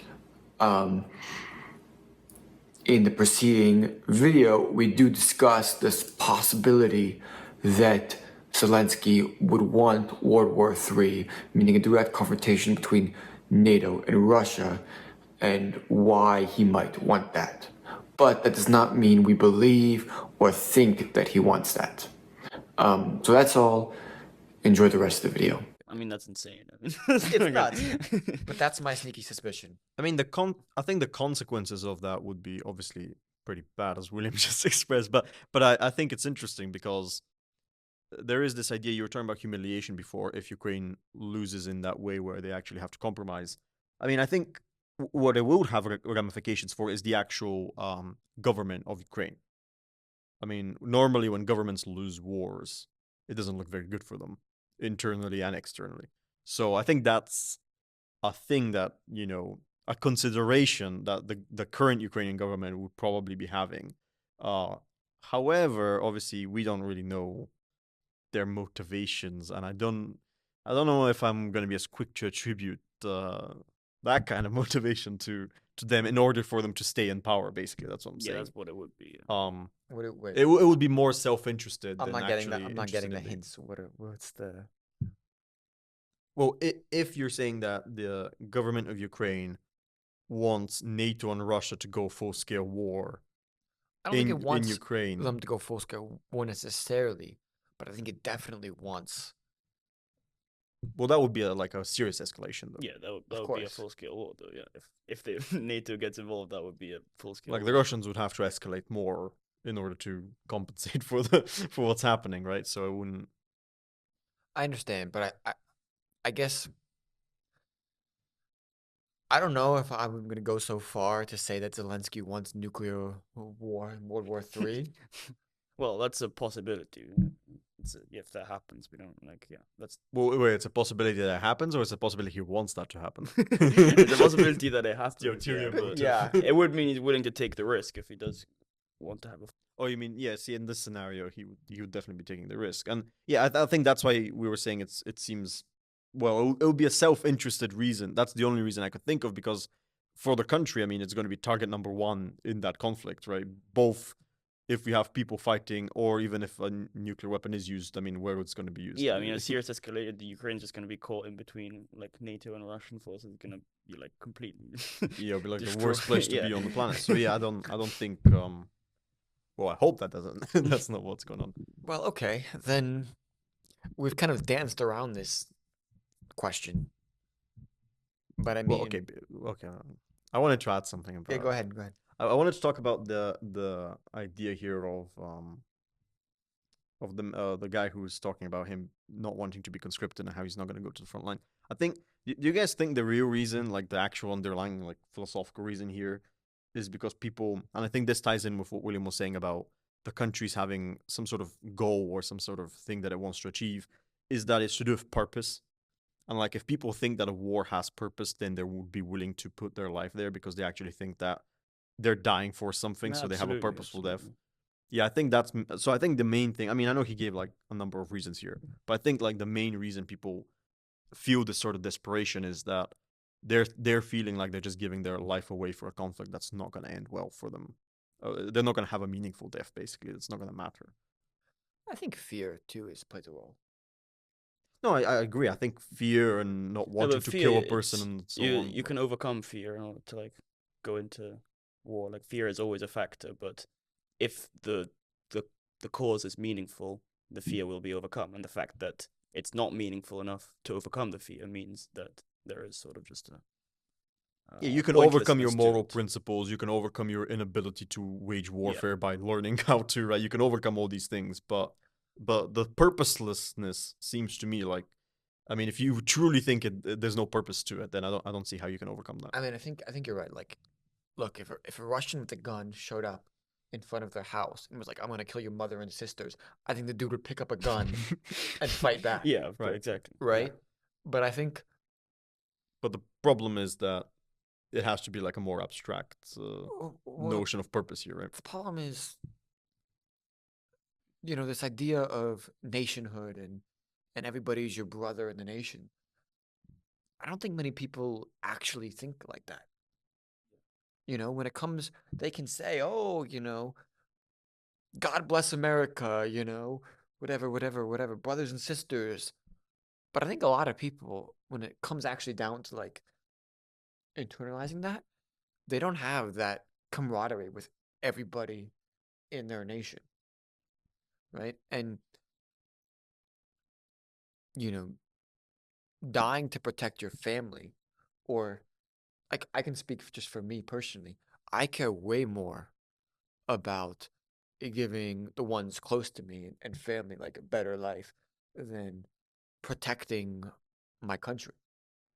Like that's just my personal thing. And I think if I had to wager, a lot of people feel a similar way. Well, a lot of people do view fighting in the war as protecting their family. Right? A lot of people like say that that's what they're doing. They're Sure, doing it for their family. sure, but So if you're living in Western in Lviv, where not much is happening in the war, you know, you probably a lot less likely to feel that way than if you're from Mariupol or Kharkiv or whatever.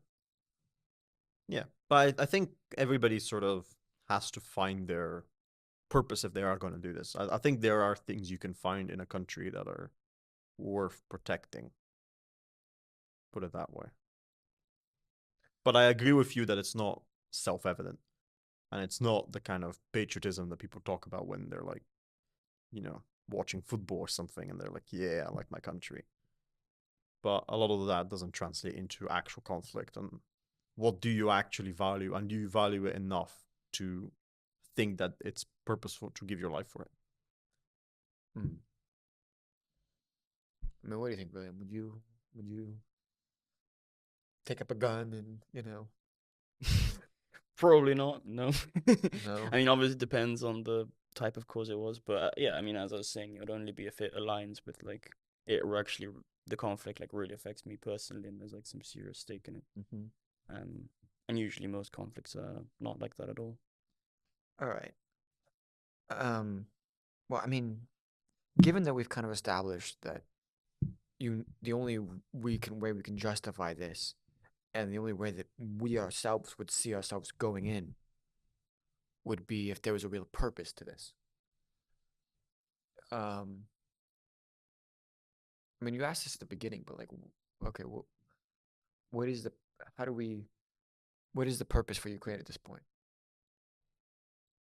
Yeah, well, I mean, they're gonna have to sue for peace at a certain point, I think, and they're obviously gonna have to concede like something to Russia, territory for certain. Um, for being realistic about it, that's where it's gonna happen. It's just a matter of time. They can drag out the conflict longer and maybe get a more advantaged position on the table. But Like, is this the point where we can legitimately say that Ukraine is lost? well, I mean, depends how you see it. As it could be seen as a loss, could be maybe not. I mean, certainly does seem like a bit of a loss having to. By their standards, I would say. Yeah, yeah. In terms of the international sort of um the way it's going to be seen, I think it would be as a loss. I mean, Russia basically invaded and would and got away with it in a sense. And took Yeah, some territory yeah, along the way. Yeah, but I guess you could also frame it as we prevented them from taking Kiev and taking all of Ukraine.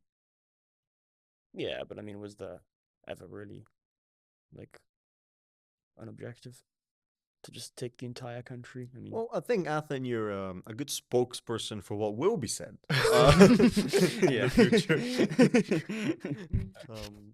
But I think William is kind of trying to get at what actually was. Nah, yeah, I would agree with what I said before was that I think the realistic goal here, if you want to talk about the mobilization, is to just make it extremely difficult to take any more.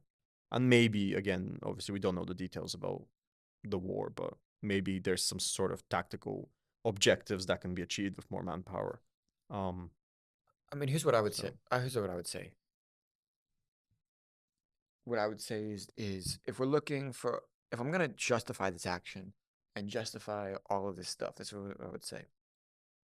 If Ukraine thinks by this additional laws that it can get to a point not where it's gonna win, but it's moving, it's flipped the script a little bit so that it is either neutral or in a slightly favorable position.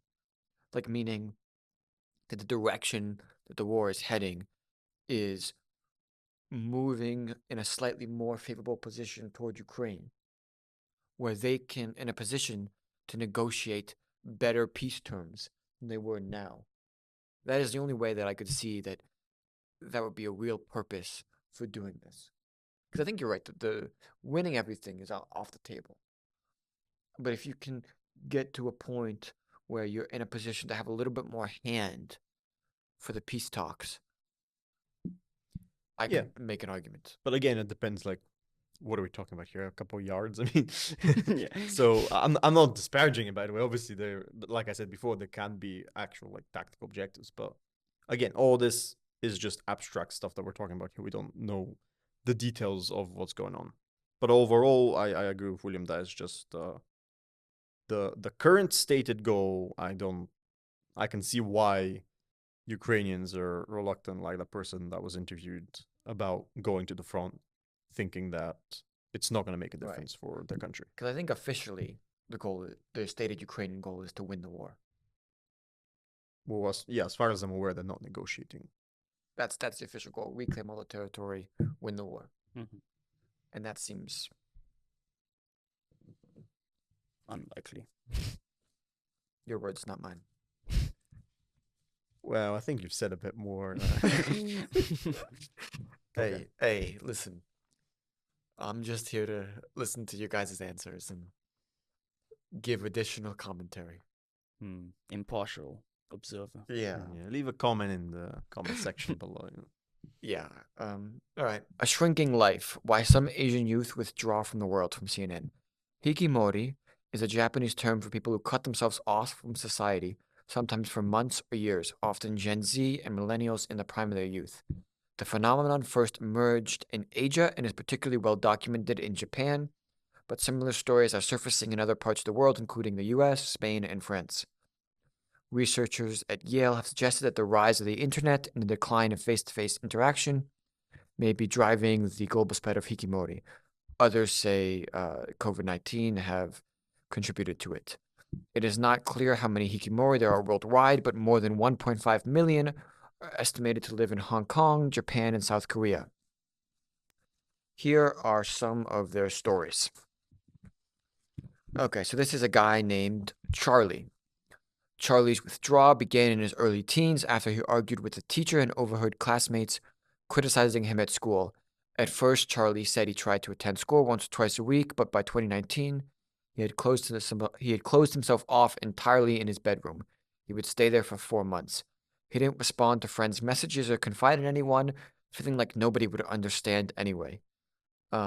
His parents occasionally urged him to go to school or outside, but they mostly left him alone. Charlie shared a bunk bed with his grandma and spent days burrowed under the covers. He even took meals in bed, balancing bowls on a tray. He only got up to use the bathroom and take dishes to the kitchen. Like many Hikimori, he would sleep all day and wake at dusk. Then at night, when his family went to bed, he spent hours scrolling on his phone. Charlie said there wasn't one thing that sent him spiraling into isolation. School played a part. Paul Wong, an associate professor at Hong Kong University, estimates up to 50,000 Hikimori live in Hong Kong, mostly middle and high schoolers, though preteens have begun showing symptoms too. Many Hong Kong parents are so focused on academic performance that their children do not do anything besides study. When students begin to withdraw, parents may raise their voices and use tactics like guilt, tripping, or other forms of punishment, which only pushes them further, this professor added. Many adult Hikimori in Japan withdraw after losing their job or struggling to provide for their families, according to Taipei Sekizmizu, an associate professor of sociology at Meiji Gakuin University. That's probably a terrible pronunciation. This trend reflects broader economic problems like Japan's rising cost of living and stagnant wages. A recent government survey found that Japan has nearly 1.5 million Hikimori, and unlike Hong Kong's teenage Hikimori, Japan recluses span a much broader age range, said Sikimizu. Some elderly parents in their 80s are reportedly having to support Hikimori children in their 50s, he said. Takahiro Kato, why are you laughing? No, children in their 50s. You know. Yeah. They're not really children. They're in their 50s. Well, they're children to the parents, I think. Anyway, Takehiro A. Kato, an associate professor at Kyushu University. I need Takeshi here for this pronunciation. Said Japanese men are particularly at risk because of the pressure on boys to go out and work hard. Some hikimori withdraw over and over. Sung Oh-hyun, a 32-year-old South Korean, has secluded himself about 5 times for separate reasons. Okay. Finally, for years, researchers thought hikimori only happened in Japan as a cultural bond phenomenon, but stories of extreme withdrawal worldwide show the condition is not limited to Asia. Experts say there could be more hikimori cases worldwide that are misdiagnosed as depression or anxiety. Okay, it says Charlie took nearly a year to recover. By the time he fully emerged from his room in 2021, the world looked different. Kato, the Japanese expert, says in time, self-isolating for weeks or months may not seem so unusual. In the future, let's say in 2050, after lots of events like pandemics and wars, it may become normal not to go outside, he said. I was just curious about how many hikimori there were outside of these countries. So I did research, and the only study I could find from Scientific American said that in a sample by the University of Buffalo, 2.7% of a sample of American university students have been hikimori in the past. Apart from this, there's been no systematic investigations into prevalence of hikimori in the United States. And there have also been a concerning number of cases in countries such as Spain, South Korea, and Nigeria. So there you go. That's Hikimori. a random selection of countries. I think they chose those selections to show that it's diverse. South Korea, Spain, Nigeria. Okay, among others. Okay. Yeah. Sense. All right, Professor William Hamilton. Okay. Why do you think this spike in hikimori has occurred? So I know in Japan it's not actually that new a phenomenon. They had in the early 2000s. There was like otakus was a big thing, which was pretty much the same thing. There was like a lot of people staying inside, and I remember like hearing there was a big like one of those culture war kind of things about how manga and stuff is poisoning the kids' minds and making them all stay in. Yeah, Japan specifically has this problem worse because of like the very honor bound traditions that they have regarding work, and I can definitely see how the pressure just like mounts to a point where it's just unsustainable, and it's either you go like all in or you're like nothing at all, in terms of engaging in the outside world.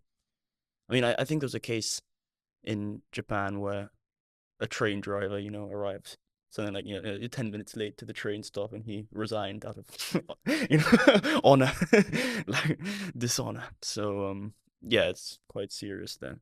But one thing I'll say about this article, I was a bit confused at the end when they say that hikikomori cases are misdiagnosed as depression or anxiety.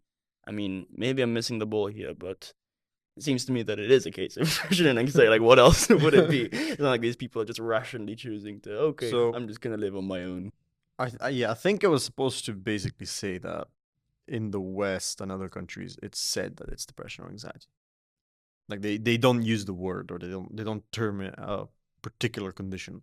Whilst the article was arguing, because it says later that it's a particular condition because it involves social withdrawal.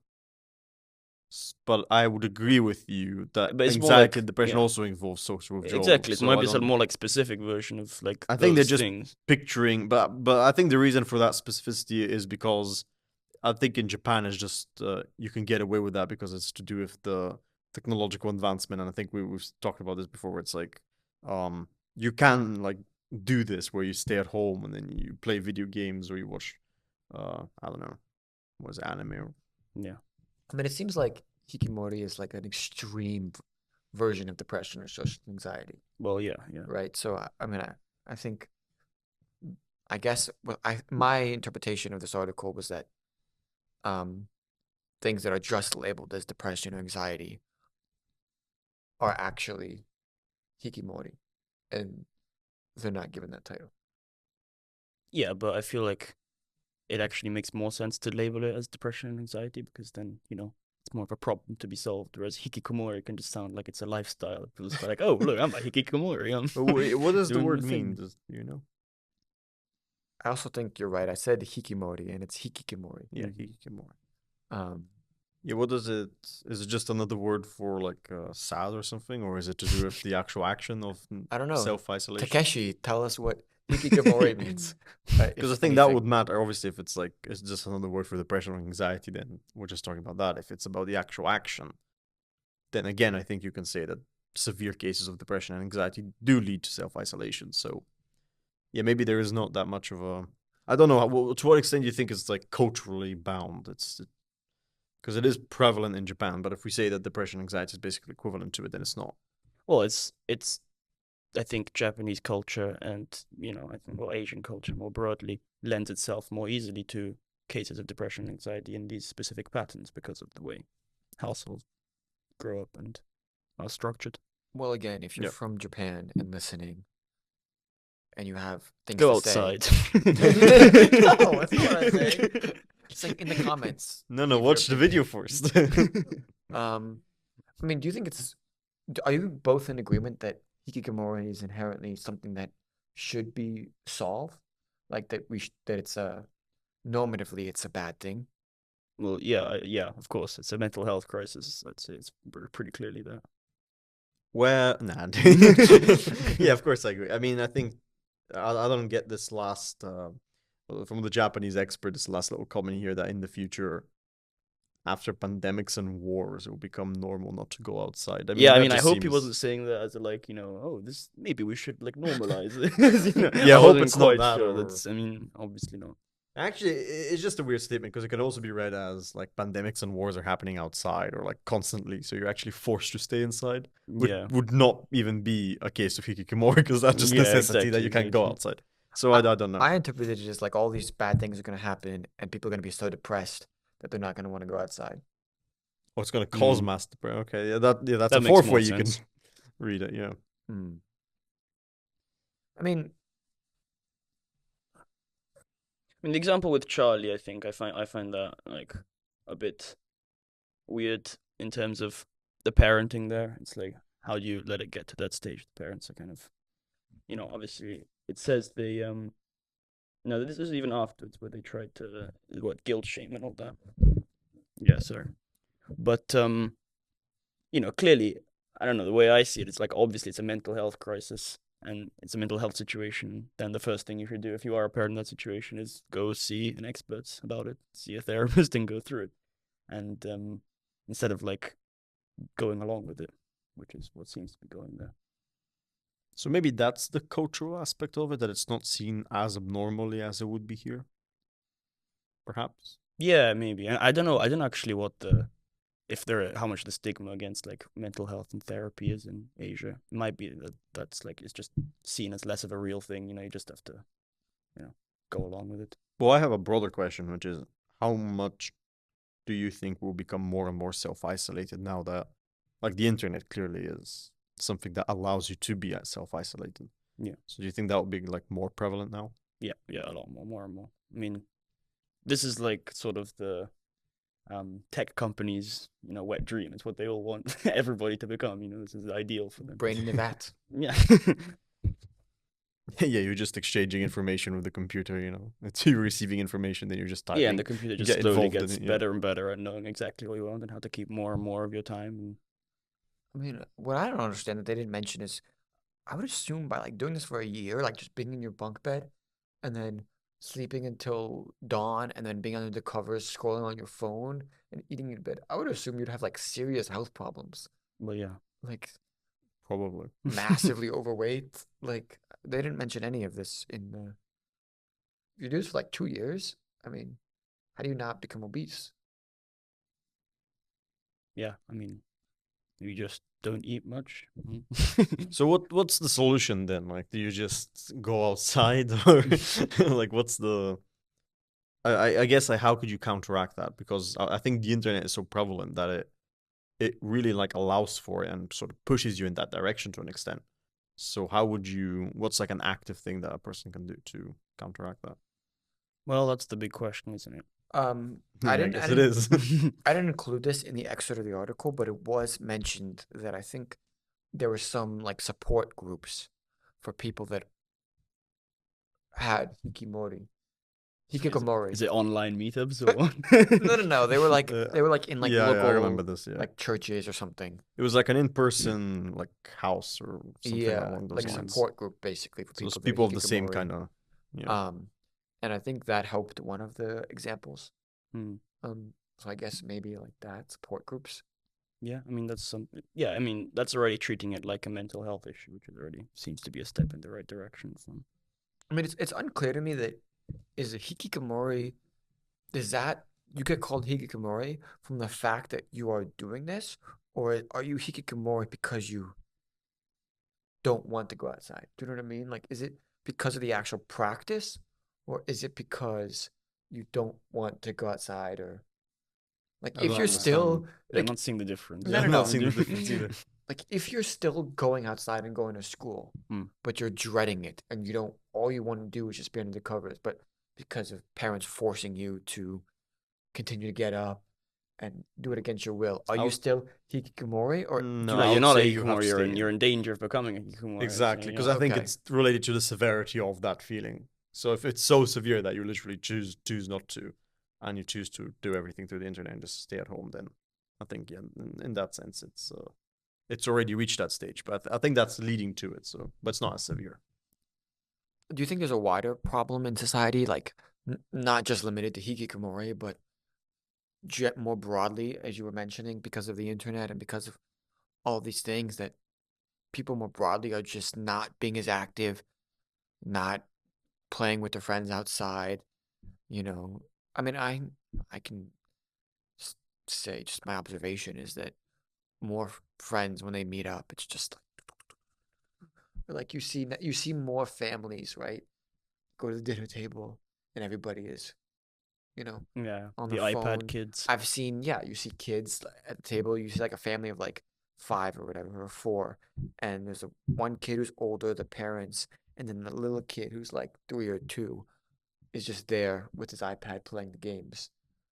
Um, I mean, do you think this is a? I think it's a wider problem, but do you think it's a? Yeah, I mean, definitely. I feel very bad for the generations growing up now. I mean, we're all really lucky. I think we're like the last generation to have grown up without actual internet access, but it's really just gonna rot your mind. I mean, to put it lightly. I mean, social media CEOs, they all tell you if you look it up, none of them allow their kids to have social media. They know that it's terrible for them. It's yeah, Yeah, I pretty think much proven at this point. yeah. I mean, a great thing that we used to have was boredom. I Yeah. mean, it really sticks with you. I mean, the stuff that you come up with when you're bored. Yeah. There's a constant like need to not be bored at all times, constant like stimulation. And I mean boredom is what like where all great things come from. It's from from a stinge of boredom. And boredom's not even a like negative feeling. It's only the you associate sort of a negative aspect to it. It's like bored, oh I must like relieve myself. But what's wrong with being bored? You can just sit and be bored for Well, a I bit. mean, you know when you go to bed, right? And like you're lying there, right? And it's like okay, the moments before you decide, okay, now it's time to actually go to sleep. What does everybody do? They lie there on their phone, Yeah. right? Do you? Yeah. You do? Yeah, to be No, fair, I don't. I normally It's read. You put your phone somewhere else. yeah, to be fair, I did that on purpose. I leave it like All right. See, away maybe from I'm my more bed. hikikomori than you guys. No, but no, that's true. I used to, but yeah, now I just leave it or I read something. It's I mean, the thing is, I'm generally like a very fast sleeper. So Mm. on a personal note, I fall asleep generally very fast.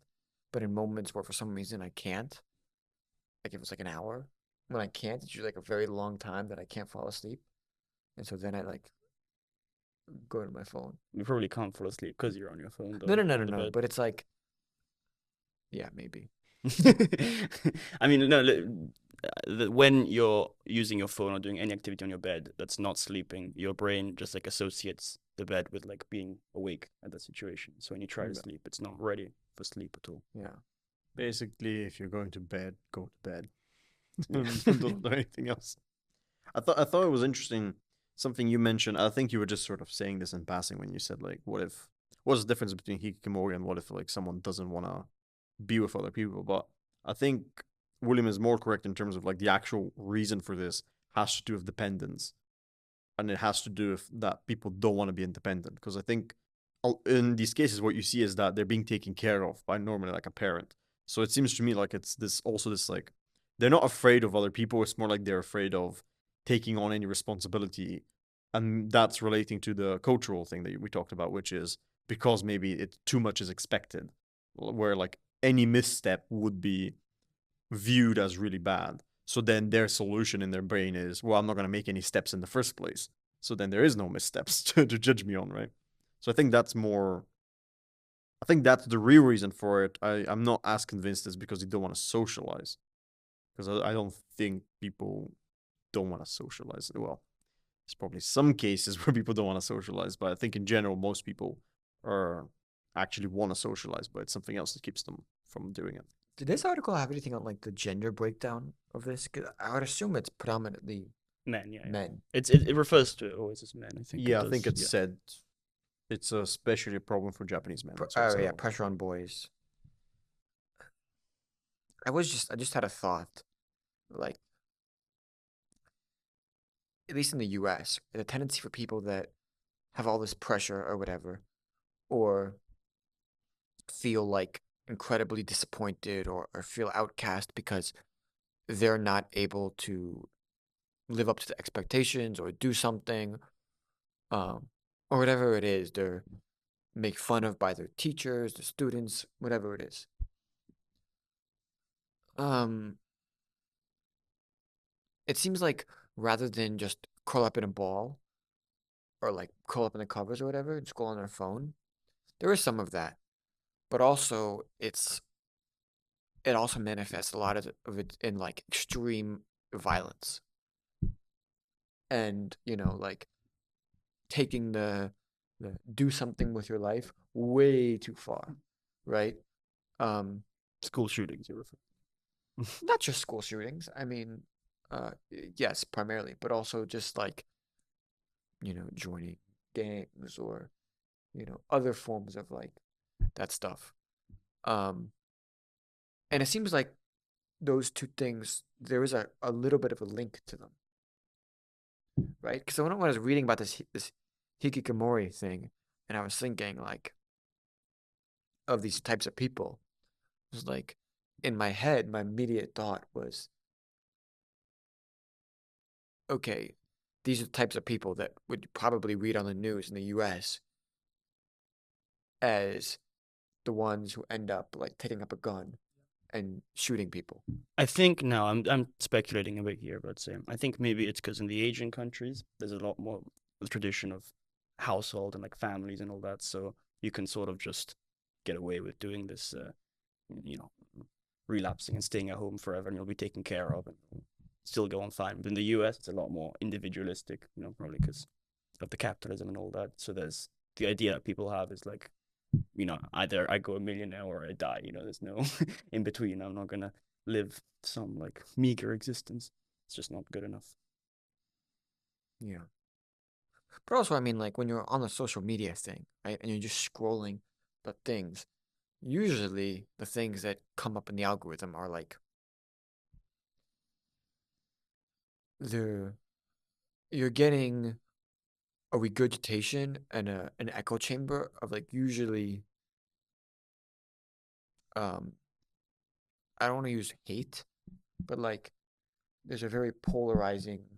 I can say like a lot of social media feeds and a lot of the videos they're directed at whether it be a political party or a ethnicity or a specific issue, right? It's just a continuation of um, denunciation or like posing as this is the problem. Yeah, because it's supposed to. The important thing is to activate an emotional response Right. that staves the boredom for a bit and keeps you like more engaged. And so the only thing that gets promoted in these algorithms is stuff which is effective at doing that. So it's going to be more and more radical, less nuanced, more Right. all this stuff. And the reason I brought that up is if you're not talking to people, interacting with others, and actually Yeah, experiencing you your think daily that's what the life, real world is. that's what, when you're just scrolling and you're just thinking, oh, that must be, and you start to kind of form the ideology starts to become your like entire life and the entire Yeah, world around you. Um, yeah, it's scary stuff. To be fair, we're only just seeing like the effects of social media on politics more broadly, but it's yeah, it's not good, not good at all. Yeah, I think it's related to what we talked about before with like the perception of people in different countries, because it's exactly that. It's this idea that the internet gives us a lot of knowledge, obviously, and it's like easily accessed knowledge. But I think a lot of people just don't also consider the obvious limitations of that knowledge, which is that it doesn't really give you the experiential knowledge, or it doesn't really put you in those scenarios to actually understand everything. And that would be true even if it was trying to be nuanced. But, moreover, it's not trying to be nuanced because of what you said. So it's actually it's it's twice removed most of the time from the actual events it's trying to describe and the actual ideas it's trying to explicate. Yeah, one thing I was thinking as well with the internet, it's that obviously the internet makes this phenomenon worse because it allows you to actually do it, stay in isolation and not get bored and be entertained. But also, I think another aspect of it, exacerbating it, is like when you grow up with the internet, it's sort of like you already know everything that's going on in the outside world. You've already got like a decent idea of like a full picture. And like back in the day, you only knew like bits and bobs. You had to actually like interact and find out more about what's going on. This information wasn't easy. So nowadays, I think it feels like to a lot of young people, like there's nothing out there that's worth doing. I can already see it all here, and what I'm seeing isn't great. Yeah, I think And that's it. actually, yeah, sorry. Yeah, I was gonna say like actually this message that you don't know as much as you think you know is actually a good thing for younger people, because it's saying that it's this like tendency for adventure in young people where they actually want to like discover new things and gain new insights. It's not lost just because the internet's there to give you the information, because as I said before, it's not really like the same thing as experiencing it like directly or understanding it your own way. Um, so yeah, I think that you're onto something there in terms of uh, if you understand the limitations of the internet, you actually gain something back in terms of your life. Whilst now, I think a lot of young people do think that it's all been done and basically it's out there. We can read about it.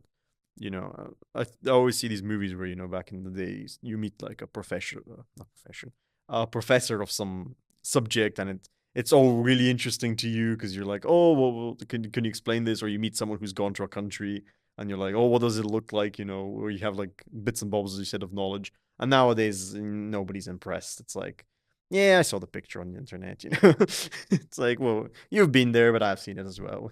So, or it's the same with like, oh yeah, you know this stuff, but like I can search up the Yeah, it's sort of essays on like it. it's a bad imitation of what value really is. It's like sort of this commodified version of what's actually valuable in terms of experiencing, and they're pretending like this is what's really important. People sort of like it's only supposed to be like it's only supposed to be a indication of where real value is. But a lot of people have started to mistake that the symbol for the actual thing. So they think that the internet and the knowledge you get there is what's actually valuable, and that's all you need. Yeah, I agree with that. Because obviously there's that saying that was it like the journey is the most important thing, not the destination. But obviously that doesn't really solve it, because I think young people are like, yeah, okay, but like we have the destination, we have the like final product, and you have cut out the journey for us.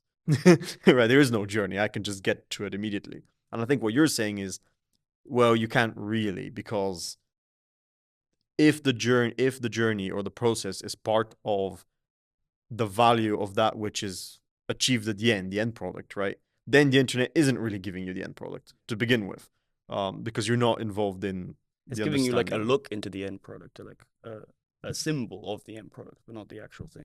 Yeah, it's like I don't know, like consulting the Oracle at Delphi, or it's giving you some vague, ambiguous idea of what it's supposed to look like. So when you see it, you know that's what it is. Like the prophecies, right? When you see them, you know that's what it is. But the knowledge it gives you to begin your journey is not actually the final thing, obviously, right? I did have a thought when you were talking about how the internet makes people think they know everything, or that there's not anything to go out and learn. I think it also can play a role in people feeling like there's not their accomplishments or the things that they do are not worth. It devalues the worth of the things that they do because there is this like, oh yeah, I did this, but out there on the internet, somebody's already done this, right? Everything it seems like has been done. So when you actually do something or reach an achievement, you can instantly compare yourself to thousands and thousands of other people that have done something more, or gone a step further. And it's very hard. You hear this all the time. Don't compare yourself to others, but compare yourself to yourself, right? Measure your accomplishments not by what others have done, but what you have done. But that's incredibly difficult when you have access to what everybody else has done en masse. But the thing is, then what everyone else has done, it's all like always exaggerations, aggrandization. It's always like they're trying to present like. Actually, this got me. The Northern Lights were in Edinburgh recently, and I was annoyed I didn't get to see them recently. And I I didn't see saw them either. I saw all these crazy pictures of people who had seen them, and there was like all the green lights and purple lights, and I was like, whoa, that was actually there, and I missed it. I was very annoyed. Then I found out that actually you can't actually, even in Edinburgh, people who did see it, you didn't actually see those pictures. With the naked eye, you could only see like wisps or maybe a little bit. And with the phone camera, you Oh, actually get it a lot better. So these people are basically. When I realized that, I was annoyed because like everyone here is like trying to. They literally, when I speak to them, they're pretending like they saw that. It's like, no, you didn't actually see that. And these people, they don't actually want to see the Northern Lights. They just want to tell other people that they saw the Northern Lights. And Yeah, I think also. Well, I was gonna actually say something and then I changed my mind because I was gonna say there's obviously this thing where with the internet is on one side it's what you said about meaningless because it's showing you like the scope of the world and then you're kind of like, well, I'm kind of irrelevant. But then at the same time, I was thinking, well, maybe the beneficial idea here is that it's showing you different perspectives, and I think that is beneficial. But at the same time, the internet's not trying to do that. It seems like that's like coincidental or like accidental because in reality the internet is trying to give you only what you want, supposedly, right? And how many people actually go outside of their field of vision, again, like we were talking about with the journalism to do with like Eastern Europe or other countries, but it's the same thing with philosophical ideas. It's like how many people actually go out of their way to search up all that information that's contrary to the viewpoint? Probably no one, right? Or very few people, right? Most people, the internet is just giving them what they supposedly want to see. So even there, it goes back to your point about it's giving you something that's actually fake. It's an imitation. It's like, yes, it's giving you all the knowledge, but it's not giving you all the knowledge because it's only giving you the knowledge that you already know, basically, and it's just like advancing on that, but it's not going to give you any more. But yeah, the even scarier thing you're saying is like you're saying with the internet, it like marks with the algorithms, they give you what you want. But even more scary about that is that they form what you want. They make you think that you want this, and in reality you don't. Well, yeah. Well, the biggest thing that makes you think you want is the fake product, Yeah. right? It's the imitation of that knowledge, and that's also interesting. That the reason that doesn't happen in real life is because you just fail if you've got a wrong perception of things, right? Or you come across another person who's got a different worldview from you, and then you actually have to deal with that person because because that person is an actual concrete intelligent human being in front of you who's going to talk to you, and that's going to have actual repercussions. Also the internet, obviously a lot of people have made this point about like Twitter, and it's like it's inflammatory and it's trying to get you to just say whatever you think, and then it shows you all the stuff that's like against your worldview, so you get like really angry. um but it's interesting how again it's pretending like, oh, you're discussing with people, but you're not really. It's simulating the reality of it, but it's Yeah, not. it's not a yeah. Yeah, you're not actually engaging with them because I mean, what is it, like a cent? How many characters was on Twitter? Like, it's just a right. So it's just like a sentence. Like you're not getting anything. You're not interacting with the perspective of that other person the same way as when you're sitting across from them. Yeah, no, definitely. Well, I can even see how this goes into like relationships and things because you know how they have all of these. Have you noticed how like the theme of the dating apps have become more and more specific? Like you see all these ads, and it's like, oh, this is the dating app or the meetup group for people that are, have this property, and this property, and like, Mm. you can, and it's like advertised, you can find somebody that has all of these things that are exactly like you. Or like even the normal things like Tinder, right? You have the very long list of like, things. And people generally look for the person that matches with uh, their interest, their political ideology, their values, whatever, right? And so even when you meet these people in real life, you're not really interacting with, people that have on a wide spectrum of different viewpoints of you.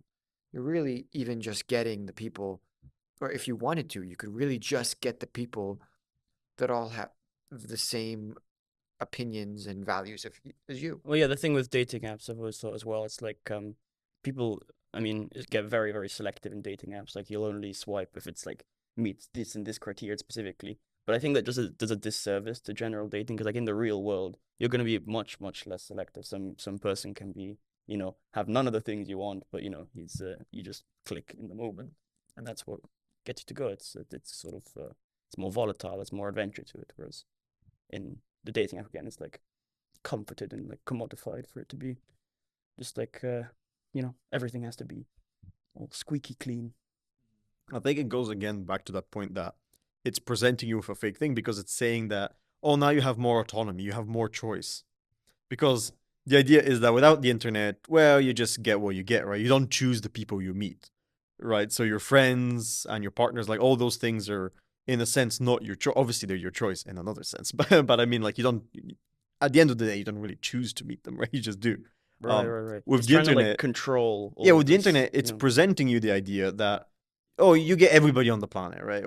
Again, approximate, but like you get everybody, right? So it's you get your own choice. You get to select how exactly you want them to be. And obviously, some people have complained about that life is about spontaneity. It's about, but I think that's only the surface thing. The main thing is that it's trying to say you something that's not true. It's trying to tell you that it's your choice and you have the pick. But again, like what you just said, it's not your choice. It's actually choosing for you. So the app is already doing something that's different from what you would do in real life. Exactly, setting like a framework for how you should act, which you then internalize by using the app. Right, and it's not your framework. Yeah, it's not. So it's as if it's like, oh, you have a lot of choice, but actually you're only going to do it the way we want you to do it. Yeah. So how does this tie back to hikikomori? Yeah, we got a little bit digressed in lots of ways. Yeah. Well, it's internet. We're entering a pretty digital terrifying age. Yeah. I mean, I always think it's crazy. Like when we were kids, we still had like video cassettes going on. Now already in just 20 years, this stuff has changed like so much. Our lifetimes are going to be incredibly interesting. That's what I was saying. Yeah, that's a good word. Interesting. Very neutral. Very neutral. Terrifying, I would use. All right. You want to wrap it up? Yeah. I was gonna say just one more thing. Yeah, of the stuff we were talking about with the simulation and the copies of all this, I haven't read it, but this is reminds me a lot of Jean Baudrillard. It seems like it, simulacra and simulation. So yeah, we should both read that. And me. Yeah, I mean you too. Yes. What's the book? What's the book name again? Simulacra and simulation. All right. And simulacra just means like imitation and copy, that kind of thing. And he basically talks about how the commodification of value and sort of false. Yeah. Cool. All Philip, right. any last words? No, I think we covered everything. Yeah. Just in general, you want any farewell? Any last things? Well, you put me on the spot now. I don't know what to say. Yeah, well, it's been a pleasure being on your podcast. Yeah, no, you guys will come. This is not the final time. Yeah, I mean, maybe for a while. For a while, yeah. at least. All right. Well, anyway, thanks for listening. Hope you hit the subscribe button. We're almost at 300. We're like 5 away, so that's exciting. Um, yeah, and thank you both. It's been a pleasure. And thank you, Geography Building in Edinburgh, because this has kind of been the third home for me, besides the main library at my flat here. So, yeah, hasta la vista, baby. Okay. Yeah, Edit thanks. that out. No, keep that in. Keep that in as a See you start next laugh. time. Bye-bye. No, you're keeping that in.